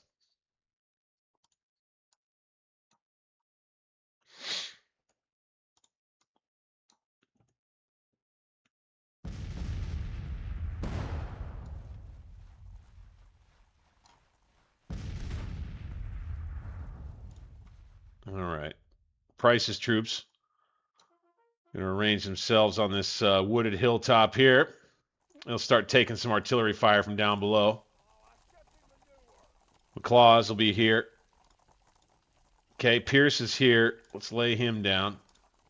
Okay, they want to stand up. Okay, fine. Okay, fine, great. All right, McIntosh is back in business, baby. I would say we bring him in the line here.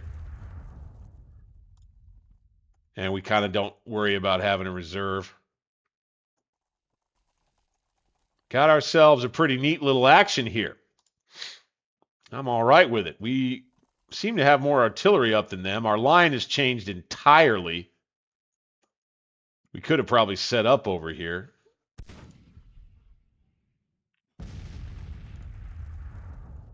It's up to the Yanks to figure out where it is they want to cross. See, we're still sitting in here in a minor defeat. So they haven't won it yet. Now, when we get to nighttime and redeployment, again, I think that's where we very likely go ahead and push the retreat button.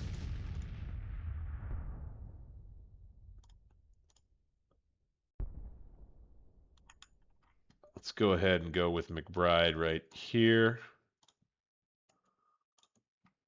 And as a matter of fact, McIntosh, he'll end up kind of backing up a little bit.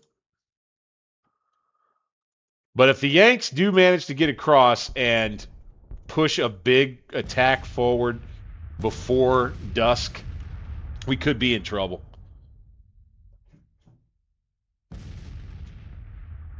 Thank you. Yes, my urges to attack need to be my urges to attack need to be moderated and mitigated in times like these. You need to kind of camp a little bit, and you need to kind of let time be your friend and not get yourself in too much trouble, not cause yourself too many casualties. We're going to let our artillery do the work, although fighting beyond today is going to be the problem when it comes to our artillery ammunition. You can see probably. All right, we're not too low there, not too low there, not so well. It's starting to get low here. Okay. And we're missing artillery everywhere else.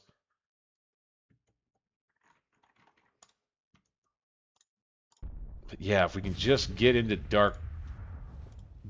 darkness, dark time, it would sure be ideal.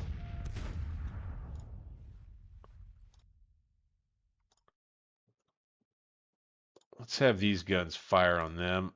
Let's have these guns fire on them. Let's have these guns fire on them. I won't do bombard because that uses too much ammunition too fast.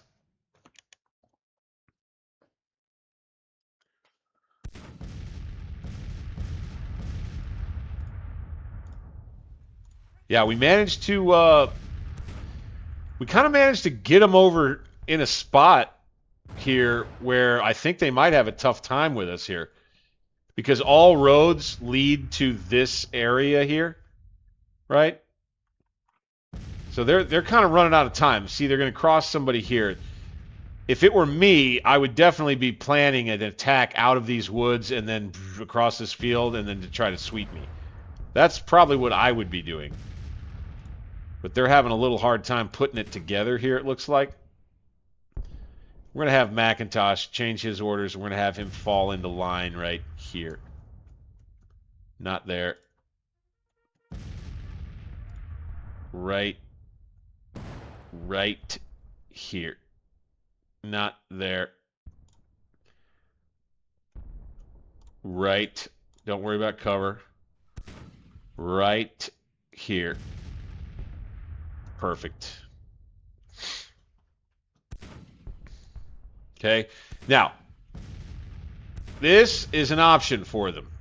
Okay. This is still an option, but tough to tell if they're actually going to go for it. It doesn't seem like it so far.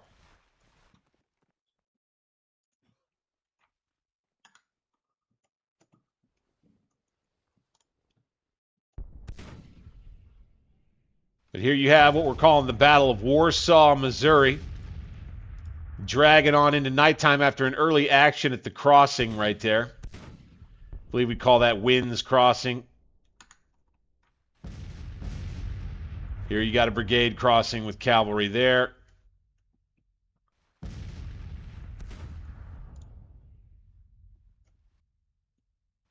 It would probably be good to have some artillery up at the farmhouse here, but we just don't have enough left. Having it on the front here is better. Yeah, I'd love to try to make it over to Jeff City and just cause problems, cause strife up here in Missouri. As a matter of fact, if I can immobilize this Union Army and then push on towards St. Louis and take the armory there, I think that the army here would end up benefiting from that. I don't know if we could actually pull that off, though. That's a big if. Thankfully, we've got McLaws and the Crux here as a fresh brigade who hasn't seen contact yet. Now here they come. I think they're figuring it out. Bit by bit.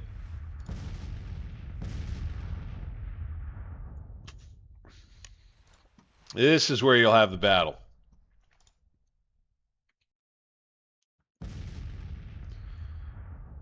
They're going to have to do this soon, though. The Manley farm is the... Ooh. The wire road is what we kind of need to hang on to.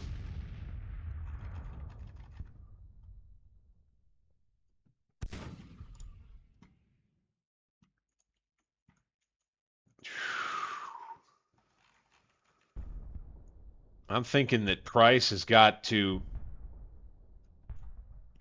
move some of his troops around this way is what I'm thinking. Weren't able to go get this gun. Dang it. It's all right.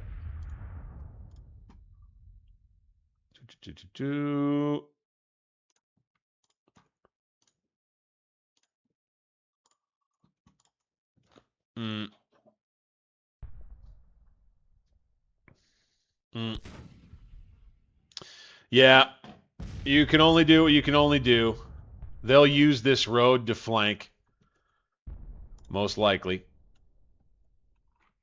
And as a matter of fact,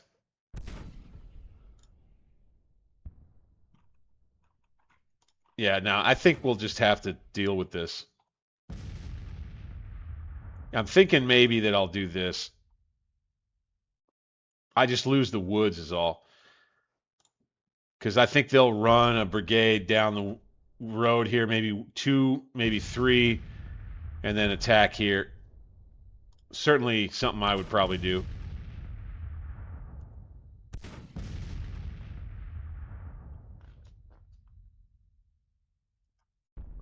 Yeah, they're going to get the rest of their army out here. They've got 2 more divisions, it looks like.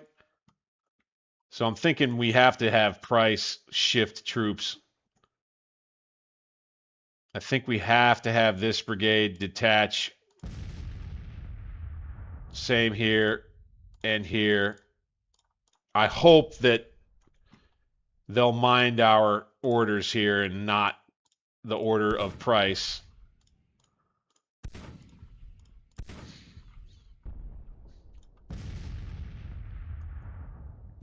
But it will be for this to now be kind of the flank, and then for these brigades to shift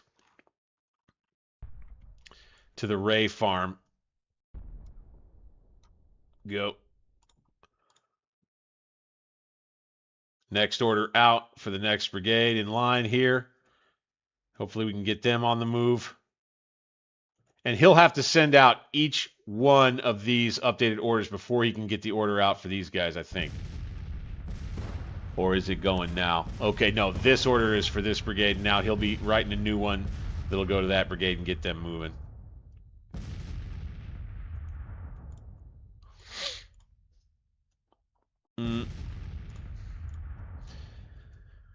Do appreciate having quite a crowd here watching this Grand Tactician playthrough as our campaign as the CSA continues. Don't forget to hit that thumbs up button, subscribe to the channel.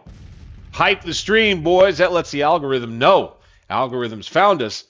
Let's keep this momentum going, shall we?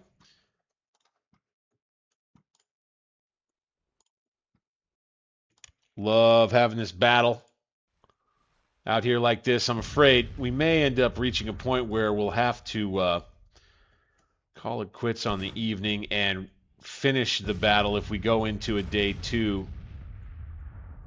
at a later time. Let's go ahead and bring this brigade here.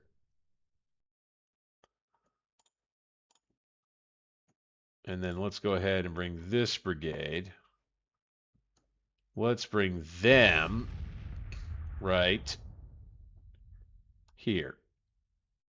Like that. And we'll just stack the right flank now. Seems like a smart thing to do.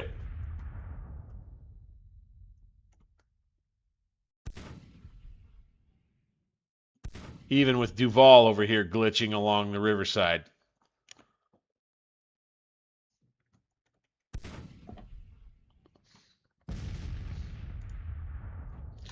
Sterling Price with a sterling military reputation was not so good. You don't say. You don't say. Oh, shit. Okay. See, now this is what's making me want to retreat.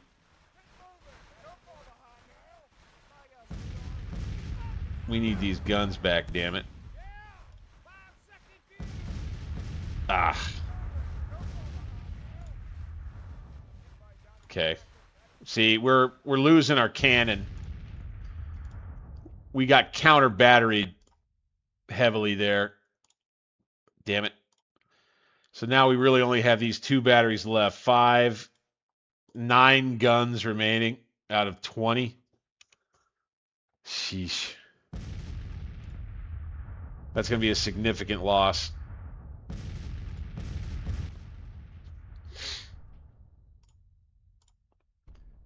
We're still losing quite a bit more right now. Damn it. Their artillery fire is better than ours.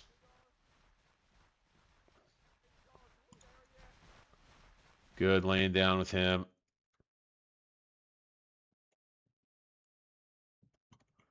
Again, just get me to nightfall, man. Just get me to nightfall.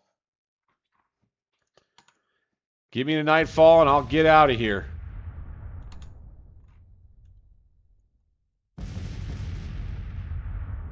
I do believe they are going to push us over here. It's just too attractive of an option, I think. We're just going to need to have one final stand on that. If they do it, try to kill as many of them as we can. Doubtful that we drive them in the red as is, right? So we're going to make our withdrawal, and then we're probably going to have to pull all the way back south to Springfield again. Not sure. We'll see. Because once we hit the retreat button and we go back to the campaign map, the battle breaks, all is finished, and our army will just pull back to where it pulls back to. And it'll probably pull back south.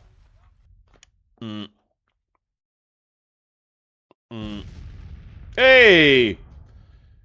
Wombatus Combatus, welcome, welcome, welcome, sir. This is Alternate History Gaming. I am Bank60s, your humble and gracious host. Thankful to have you here. A lot of folks been finding the channel recently. Like I say, the algorithm seems to have found us here. And we got more and more people joining in the action here with a little Alternate History Civil War, guys. Man, I'm pumped. Got the channel gaining a little motion. Yeah? Okay. We're going to dispatch our skirmishers to come out here and fight these Yankees that are making this attack right here. Good, I'm with it. I'm with it.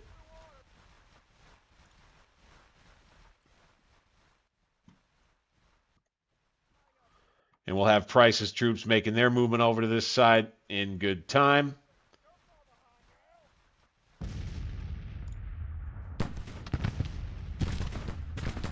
We're just going to let those skirmishers keep that fight going for a bit. But they'll run soon enough. They have a very low loss resilience.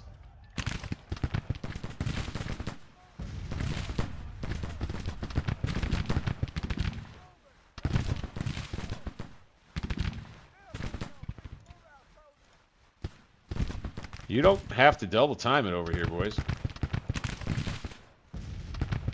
You don't have to go that fast.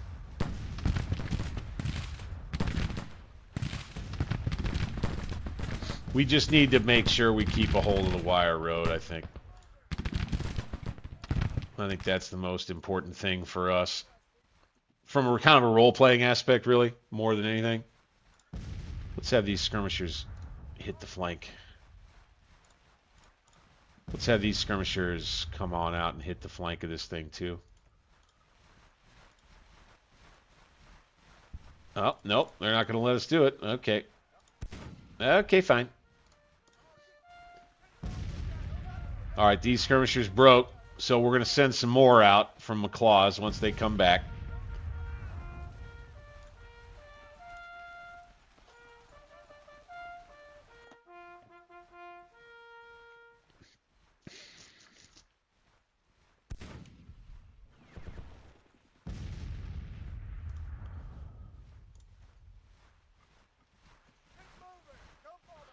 Yeah, when you lose artillery dominance, it's not good.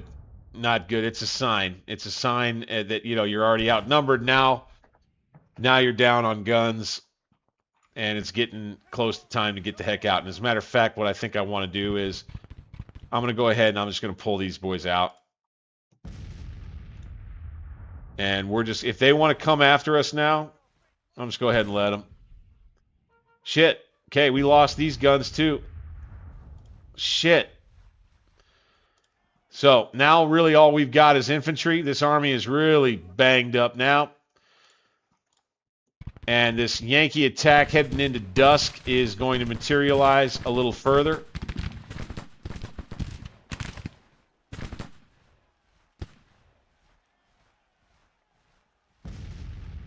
Macintosh, change facing a bit there.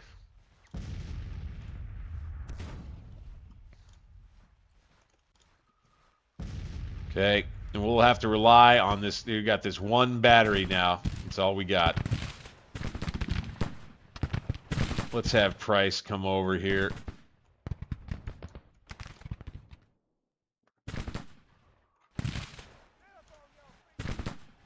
Hey, all right, we broke them. Or did we? I think we did. I think we broke one of them. Nice. Come on, son. Go down. See, we have no... That's the other thing. With those guns being gone, we have no supply depot up here. So we're not going to be able to replace those guns with more 6-pounders. It's just where we at.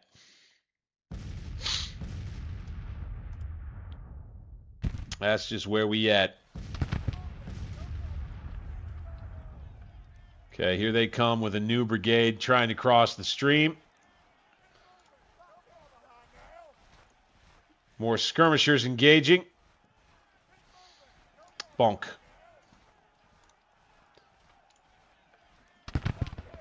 Bonk.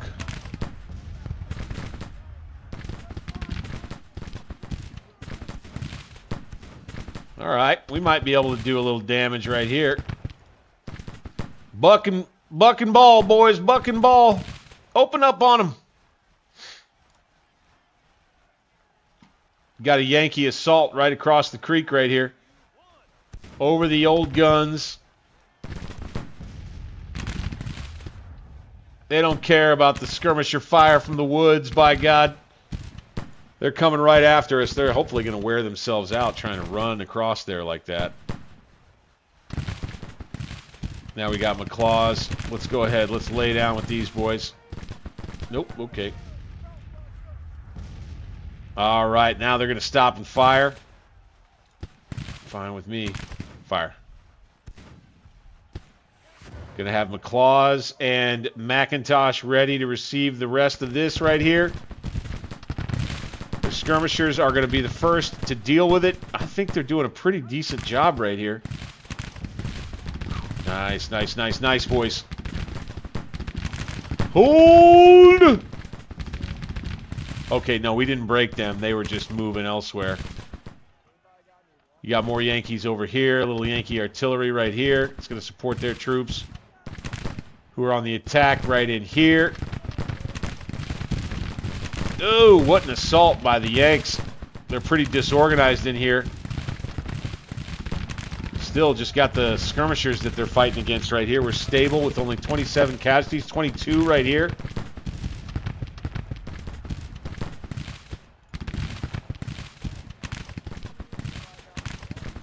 All right. All right, here we go. McIntosh, charge, move forward to there. You boys. Yep.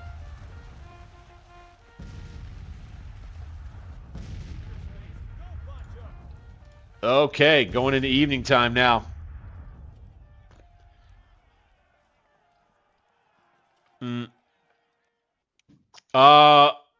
That was you read my mind. I think a counterattack would not be a bad idea at this stage.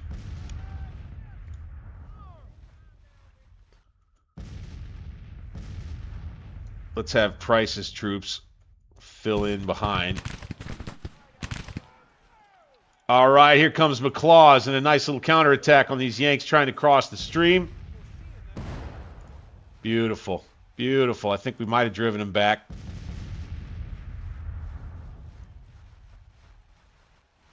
See, okay, they're going to reform kind of more over here. Fine. Little late day action. The Battle of Warsaw, Missouri turns toward this part of the battlefield. Ooh, I see either a bunch of guys. Is that a bunch of guys laying down? I think that's what that is. It's not dead guys. Quite a number of dead guys in there, though. Yeah, they're having a tough time here. Ooh, fire, fire, fire, fire, fire. Fire, fire, fire, fire, fire. Yeah, we're doing a nice little counterattack here. I don't think we need to go that close, though. Let's go medium range. Let's advance with McClaws. All right, nice counterattack here. McIntosh, here he comes. Ooh, they're going to take some nasty casualties as they run forward. And they're going to break.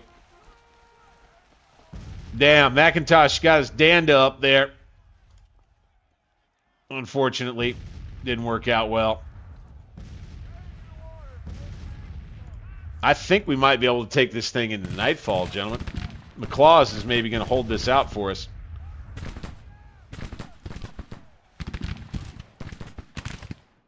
Let's go ahead and fit Clark's Missourians in here. Charge move to there, boys.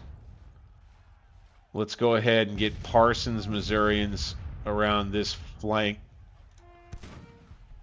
Let's try and see if they can keep from getting hammered too bad by artillery out on this side. But McIntosh will break for the second time. I'd say McClaws might deserve himself a little promotion here.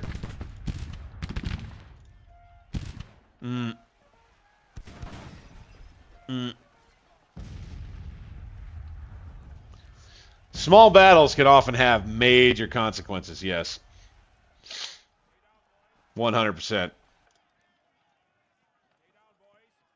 Look at McClaws, man. Look at him go.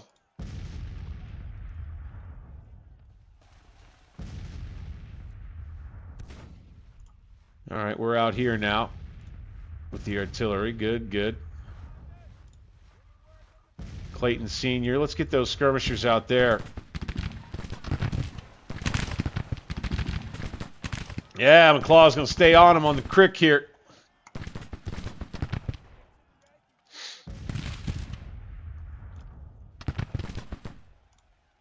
McCulloch's army.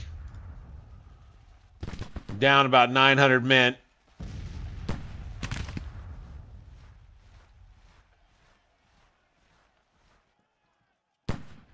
As this battle rages on.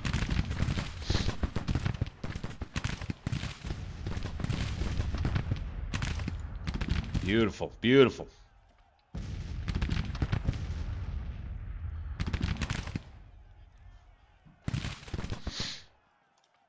Nice job, boys. I do think we're going to be able to get out of here without too much trouble. Without too much more trouble. Here we go. Look at this. All right.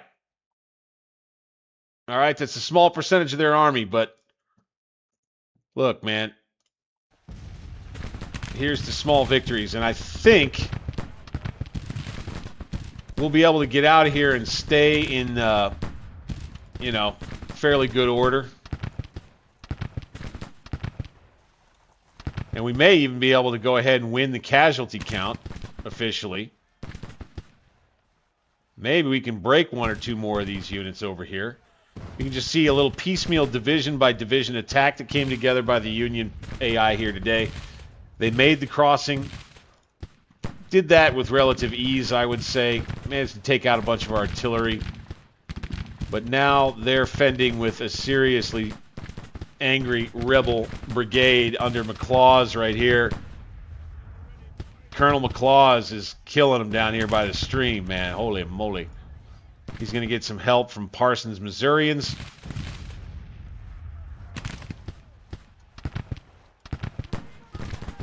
We're going to have Price come on forward a little bit right here. Go.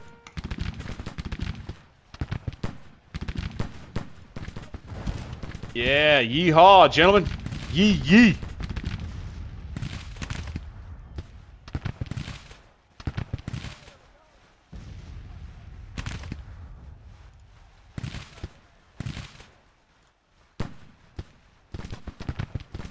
go here. Charge, move to there, go. Ah, we're getting hit by artillery here, I think.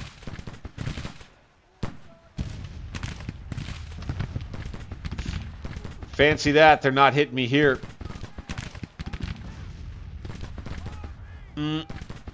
Wombatus Combatus, yeah, welcome on in. This Grand Tactician, this is the greatest black powder strategy and Grand Campaign game that has ever been made. That is my opinion. It is shared by others. And our Union, or rather our Missouri State Guard troops are going to get into the action at last.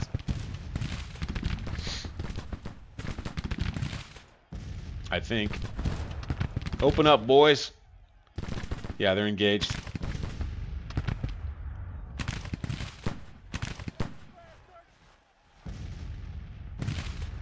Watching the left. Okay.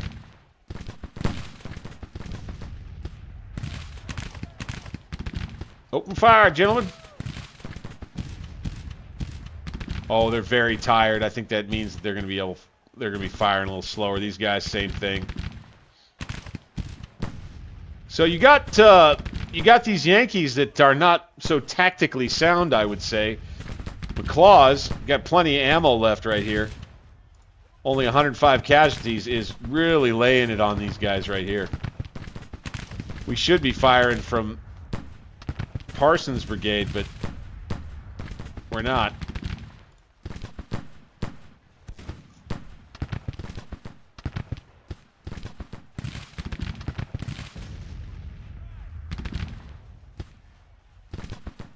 Everybody wants to get up close.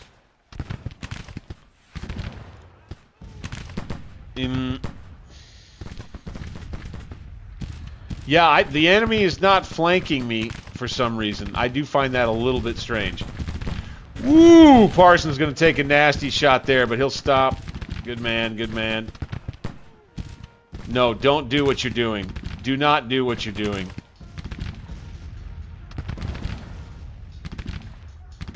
Just change facing. Just change facing, boys. Just change facing. There you go. No, just change facing. And fire. Just change facing and fire. All you do need to do is change facing and fire. Okay. Very well. Fall back. So we got a little bit of a confusion there with Parsons' brigade. We'll have to say that they he felt like he had conflicting orders or something.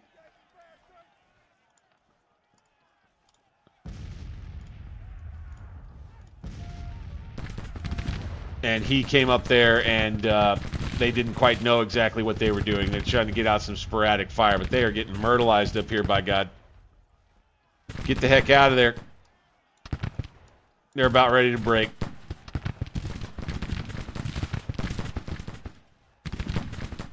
Parsons, not very helpful. It's going to count against your grade, sir. Here comes Price. Looks like he's going to try to rally him out of there. Don't get shot, Sterling. Yeah.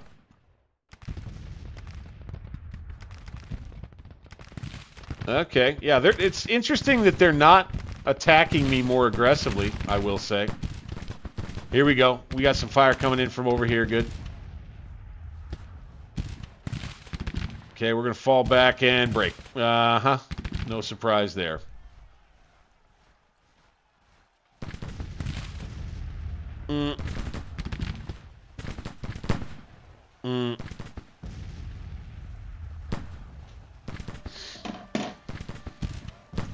Well, that's not fun that happened.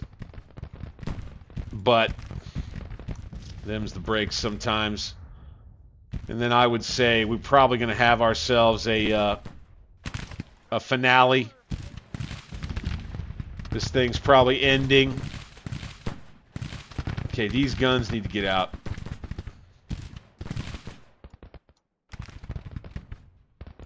Go, go, go. Double quick.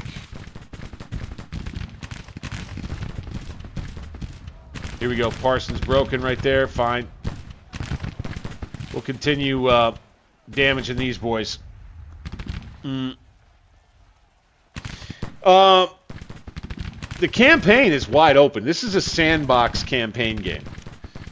So it's really wide open. You end up kind of like, you kind of end up being guided a little bit, but your war, every playthrough will go differently. I'm almost sure of it.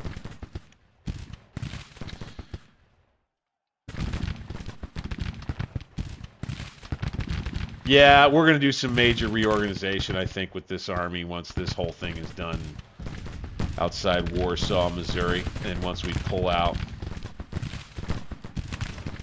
It is fascinating to watch the Yanks just kind of dawdle here. I'm not sure why there's not more urgency to try to come get me around this way. You can see, you know, still got a minor defeat.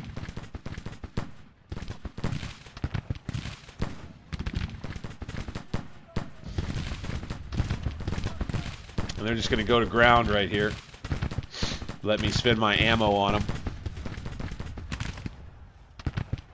them.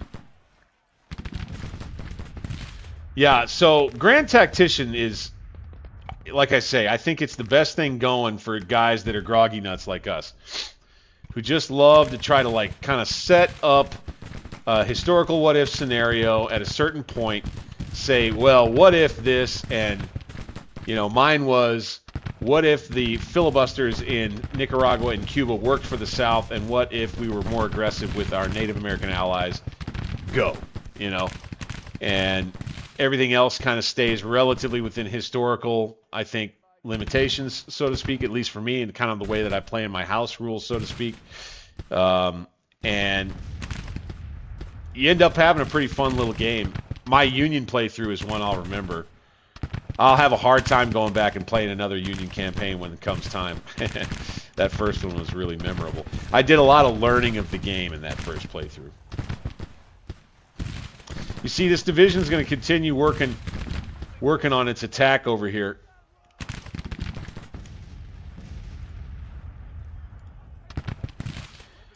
And that's part of what the AI is thinking.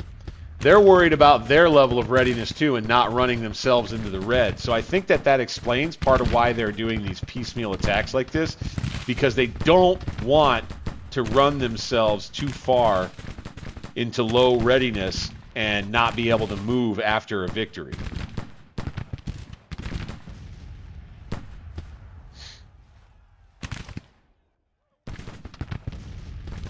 I would say we're probably about ready to go ×2 on this.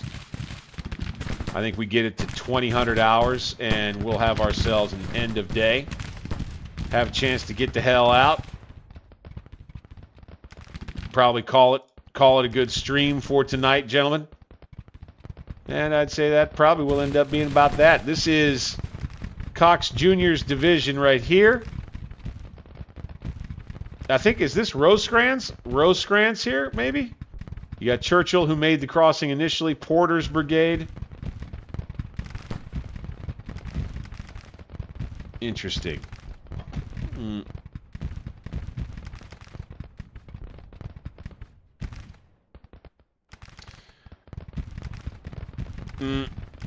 Yeah, you know, everybody preaches the AOM mod to me. I just kind of am, I'm 100% satisfied with what we've got right here. AI's been tricky enough in spots to where I've been impressed even. I don't know how much better it really gets. You know, can't knock the AOM mod. Everybody says that it's better. Got to kind of take their word for it. But I've explained in past streams kind of my thoughts about how it's like, okay, well, the AI is better. Well, you know, what does that mean? And what I come to essentially is the idea that, well, I would have to play it to know. Well, I'm afraid I'm into my vanilla campaigns, you know, and so I'm just not going to get the chance to see it, I guess.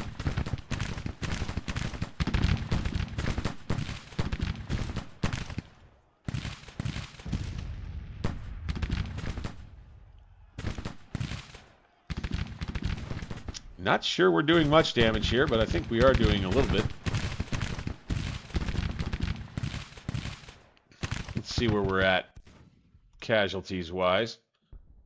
All right, so it's become a pretty bloody little fight here, and they are now losing more, which I like. Right? I'm with that.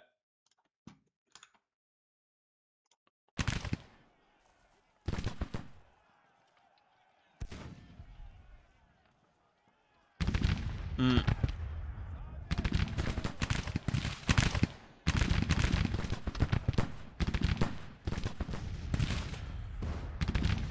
Mm.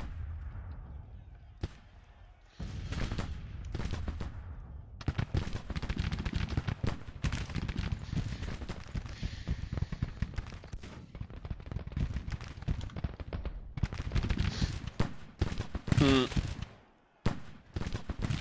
Mm-hmm.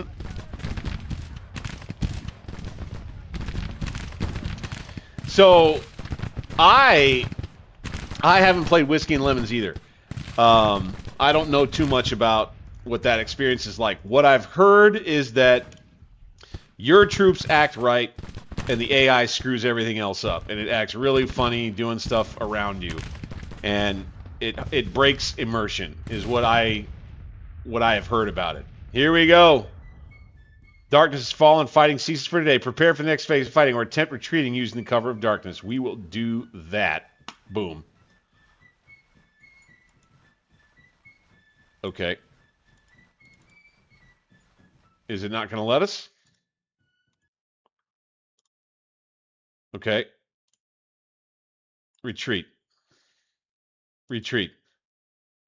See, if I push continue, it'll go to the next day.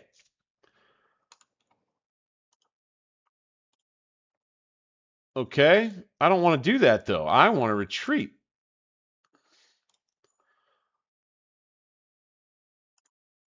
Retreat. Here we go. Depending on the number of troops engaged, troops. Okay. Withdrawal. So we use the cover of darkness to get out of there. Good, good, good. Mm.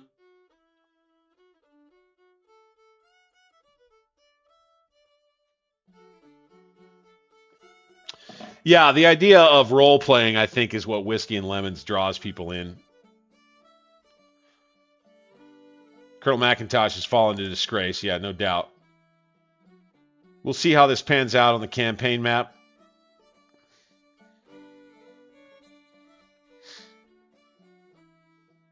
And in a 3-1 fight, like I say, I don't feel too bad about that result, frankly. Defeat. Army of Arkansas is in retreat now. Okay, Battle of Warsaw ended. We took 34 enemy prisoners. Quite a few casualties for our little army. Quite a few for them, too.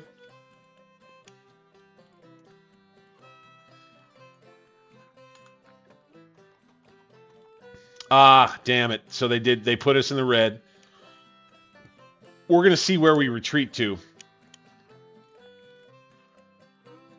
And then I imagine our next action is going to be coming here in the west as they kind of go 1, 2, 3 across the map. First trying in Virginia, then in Missouri. Maybe back to Virginia again soon. We shall see. Tough to say for sure. Jeb Stuart's cavalry can now move out, though. Let's go ahead and bring him up. Bonk. And he'll defend. Very good. Very good indeed. I love this progress, guys. I love how this is going. We're back into Triple B. Fantastic. Okay. Dogs need a little attending to. Got plenty of other things we got to get to tonight, gentlemen, before we actually head to bed. It's been a good long stream. I've had a ton of fun playing this whole time with you guys and planning our way through summer 1861. We've only gone through a couple of weeks in game. Oh, it takes a while to get through a campaign in Grand Tactician, my friends. There's a lot to look after, and the battles can last a long time too. But it has been so much fun tonight. I really appreciate you guys for being here. Thank you so much for joining in for this campaign playthrough. I'm having a blast because of the way that things are kind of working out in game. And then, of course, because you guys are filling up the streams and filling up the chats too.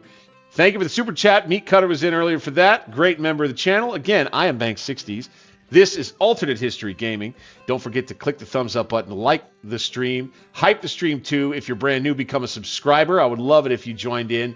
We've got more and more every single day. Of course, hit that bell notification to find out the next time I drop a live stream or video for you. We've got one coming in the next couple of days.